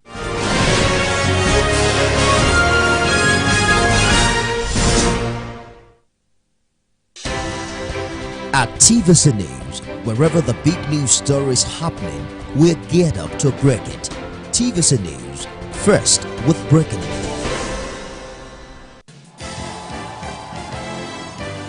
Feel the power.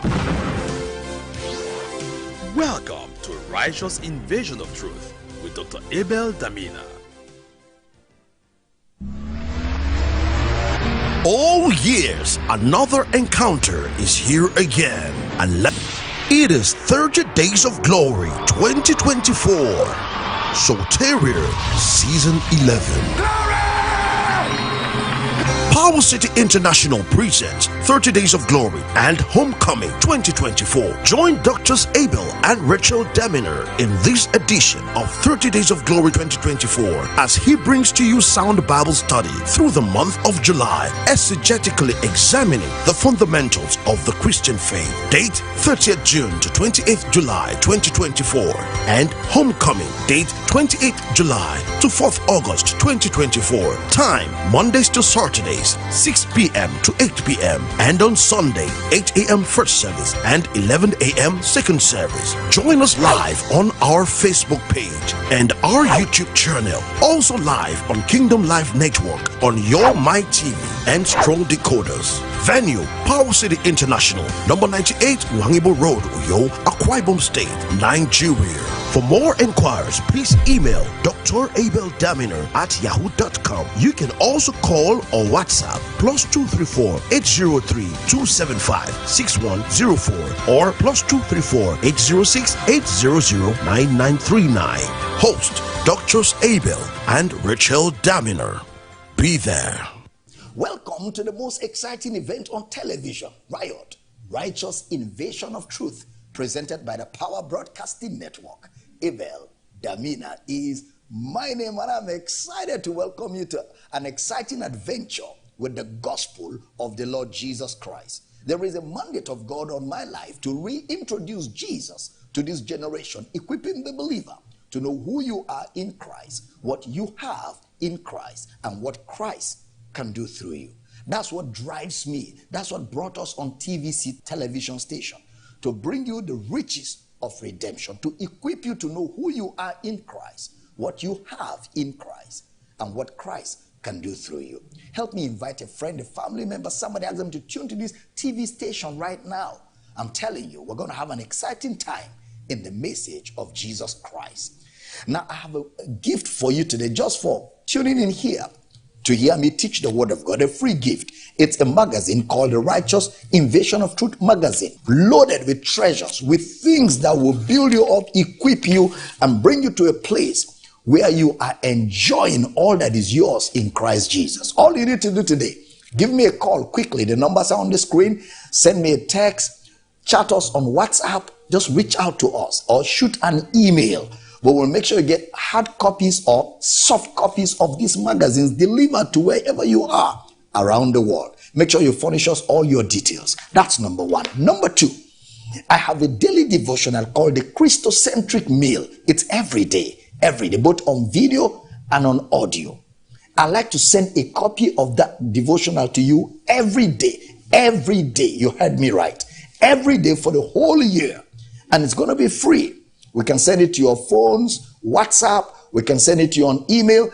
The treasures of God, where I take time to teach the word of God and to speak a word of prayer for you prophetically every blessed day. I mean, imagine God's word spoken over your life on a daily basis. It's going to be exciting. You want to join that community today? If you send us a mail, or you shoot us a text, or chat us on WhatsApp, or give us a call, we will make sure the Christocentric meal is delivered to wherever you are around the world. I'm so excited, friend. We want to study the word of God together. So fasten your seatbelts, get your pen, important, and your notebook as we adventure right now in that service where the Spirit of God is already moving.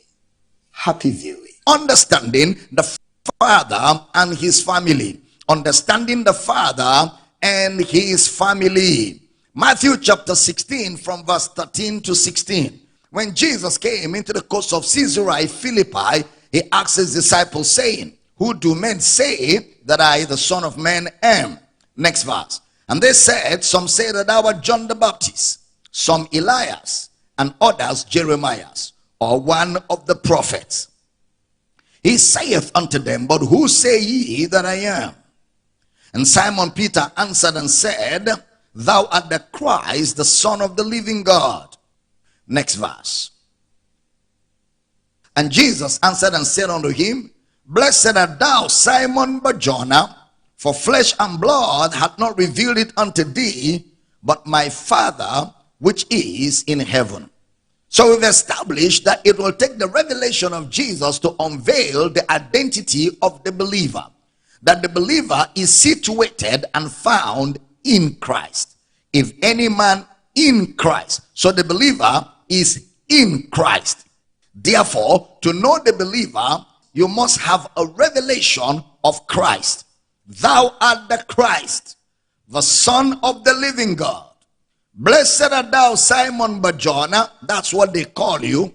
But I say you are Peter. So Peter was revealed when he saw Christ. So it's the revelation of Jesus that unveils the believer in him. Faith in the gospel brings you into a world of limitless revelation of the person of the Christ. In Romans chapter 8 verse 14, the Bible tells us, For as many as are led by the Spirit of God, they are the sons of God. 15, For you have not received the spirit of bondage again to fear, but you have received the spirit of adoption, whereby we cry, Abba, Father. Now the word adoption implies to be placed in a position of a son.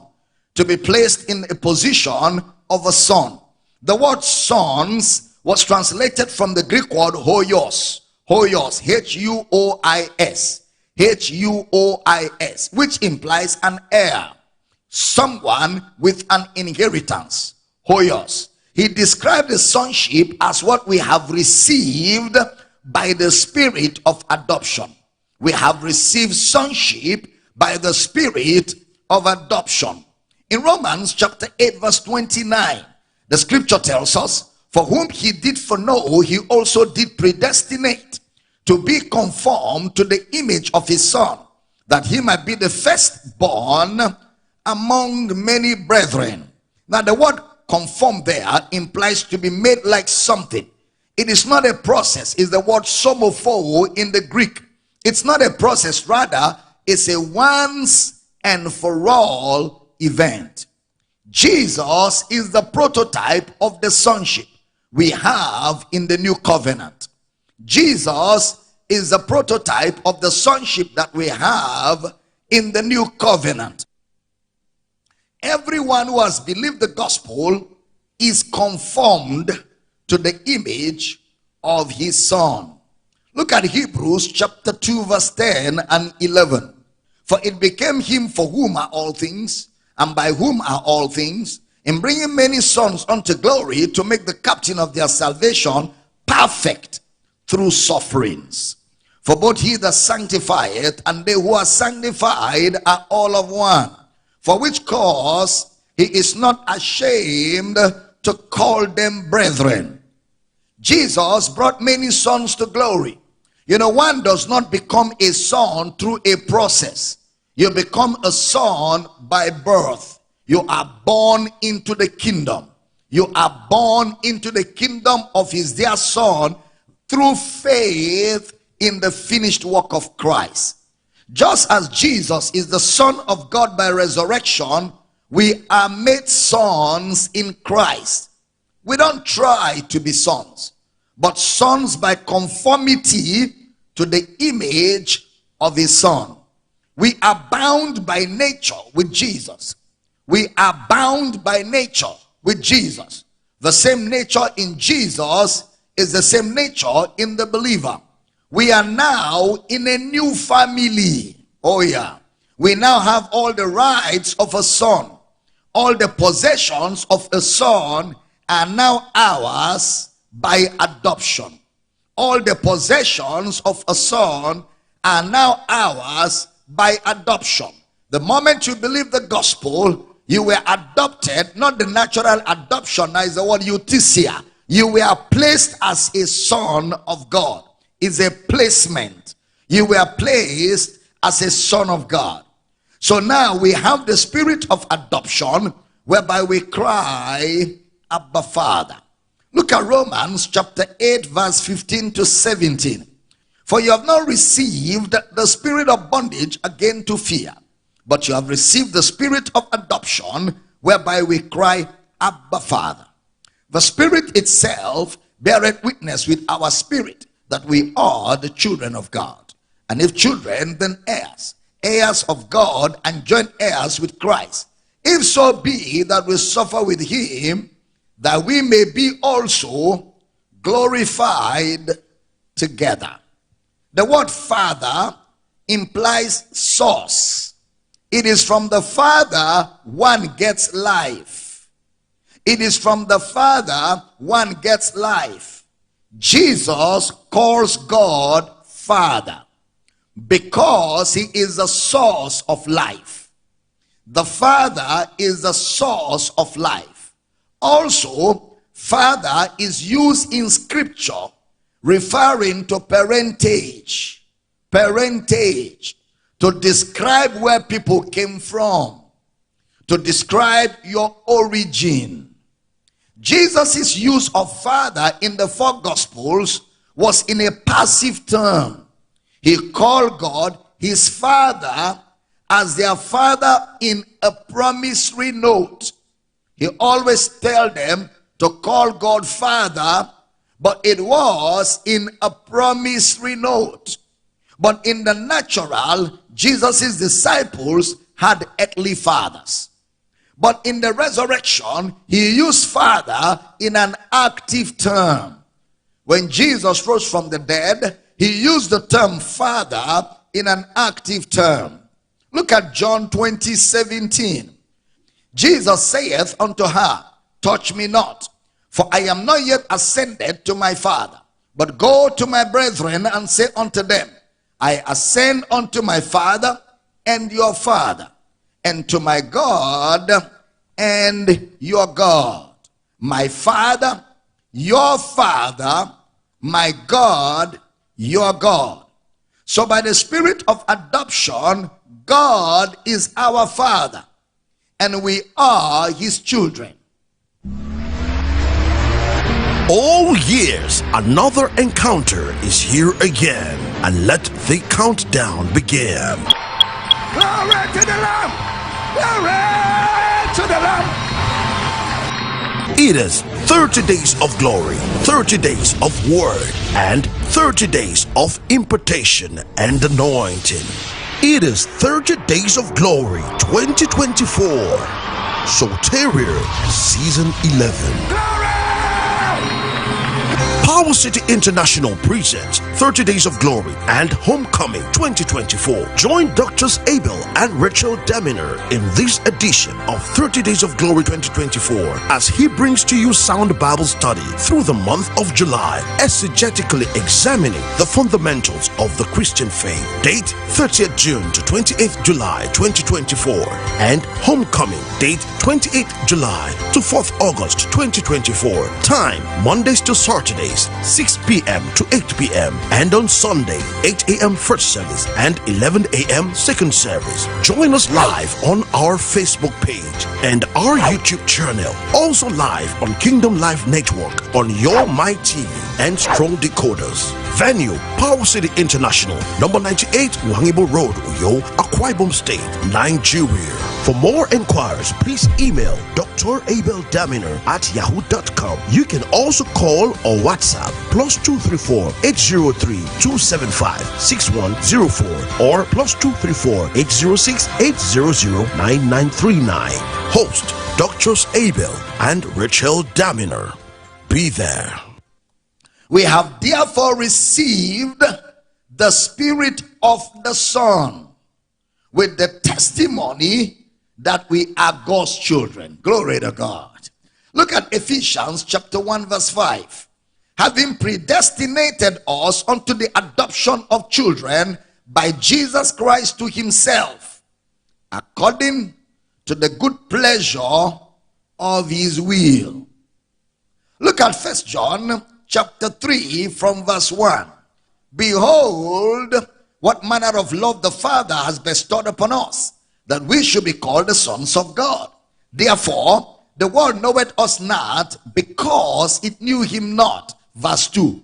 Beloved, now are we the sons of God, and it doth not yet appear what we shall be. But we know that when he shall appear, we shall be like him, for we shall see him as he is. Now, the word sons used by John in this scripture we just read was from the Greek word teknon, T-E-K-N-O-N, which implies children, someone that came from you. It describes a birth from a parent, a birth from a parent. In essence, what John was referring to is the fact that we are born of God. We came from God. John also used it personally to refer to his spiritual children. Look at 1 John chapter 4 verse 4. Ye are of God. Oh, I like that one.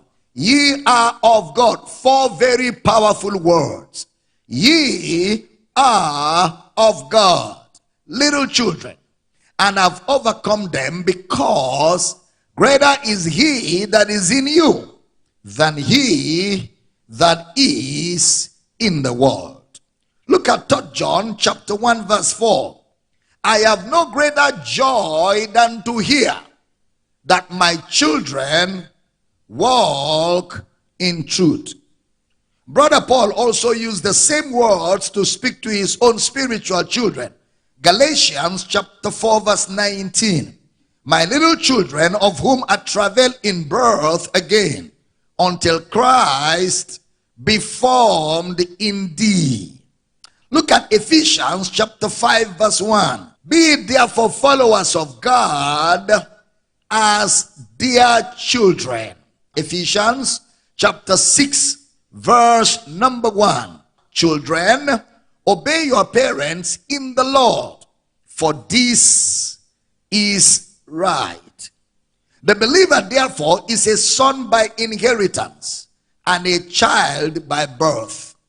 He's a son by inheritance and a child by birth. He is both a son and a child. It is not measured in stages from child to son. No. He is a child of God by birth that is placed in the position of a son. He's a child of God by birth that is placed in the position of a son. Look at 1 Peter chapter 1 verse 23. Being born again, not of corruptible seed, but of incorruptible, by the word of God, which liveth and abideth forever.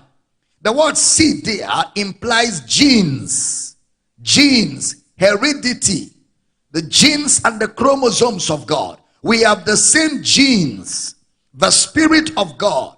We have the same genes with the Son. As he is, so are we in this world. 1 John chapter 4 verse 17. Herein is our love made perfect, that we may have boldness in the day of judgment, because as he is, so are we in this world. We all have a common heritage. All of us in the family of God. That heritage is the Spirit of God in us. The Spirit of God is the proof that you are born of God. The Spirit of God is the DNA of God in the believer. Look at Romans chapter 8 verse 9. I like the way Brother Paul communicates those thoughts. But you are not in the flesh, but in the Spirit. If so be that the Spirit of God dwell in you. Now, if any man have not the Spirit of Christ, he is none of his. The proof that you are a child of God, the DNA of God in the believer is the Spirit. That's why the Spirit of adoption in us cries, Abba Father. Not Jehovah Jireh, not Jehovah Nissi. Abba Father. That's why all of Jesus' life on earth in the 4 Gospels, he never called God any of those Jehovah Nissi, Jehovah Jireh. That was a progressive revelation of the Old Testament people coming to realize who God was. Jesus brought the exact revelation of God, and in Jesus' communication with God, he called him Father. And that is the spirit of the Son. That is the spirit of adoption. We are in reality God's own sons. This is what it means to be a member of the household of God, to be a part of the family of God, to belong to the household of God. Because as a child of God, it's very critical to know that God is your Father. The fatherhood of God is the climax of the revelation of the New Testament. Welcome back, ladies and gentlemen. Welcome back. Oh my goodness. Revelation, revelation, revelation. My prayer for you today is that the eyes of your understanding be flooded, be enlightened, that you may know what is the hope of his calling, that you may know what is the riches of the treasures of his grace, that you may know the exceeding greatness of his power to us who believe, according to the working of his mighty power, which he wrought in Christ. And I decree that today you stand complete and perfect in all of God's will. I rebuke sickness. I rebuke disease. Satan, get your hands off our video. Shoot us a mail, text us, chat us on WhatsApp. We will make sure you get a copy of this, either the hard copy or the soft copy, delivered to wherever you are in the world. Secondly, I have the Christocentric meal. Is a daily devotional. Every day I spend few minutes, teach you the word of God, open the scriptures to you, make the scriptures come alive, then speak words of faith, prophetic words of prayer over you to go through the day achieving God's purpose for your life. You want to be a part of this community. The numbers are on the screen right now. If you text us or shoot a mail, or if you give us a call, you want to be a part of the Christocentric meal community, we will make sure all of this material is sent to you every blessed day for free. We love you guys. Always an honor to serve you the grace of God. Tell more people about this television broadcast. And until I come your way again on this same platform, enjoy the grace of Christ and be blessed. Amen. We trust that you have been blessed by this message. To order the complete series of this message and other messages by Dr. Abel Daminer, please call +234 806 800 9939 or email powercityoffice@gmail.com.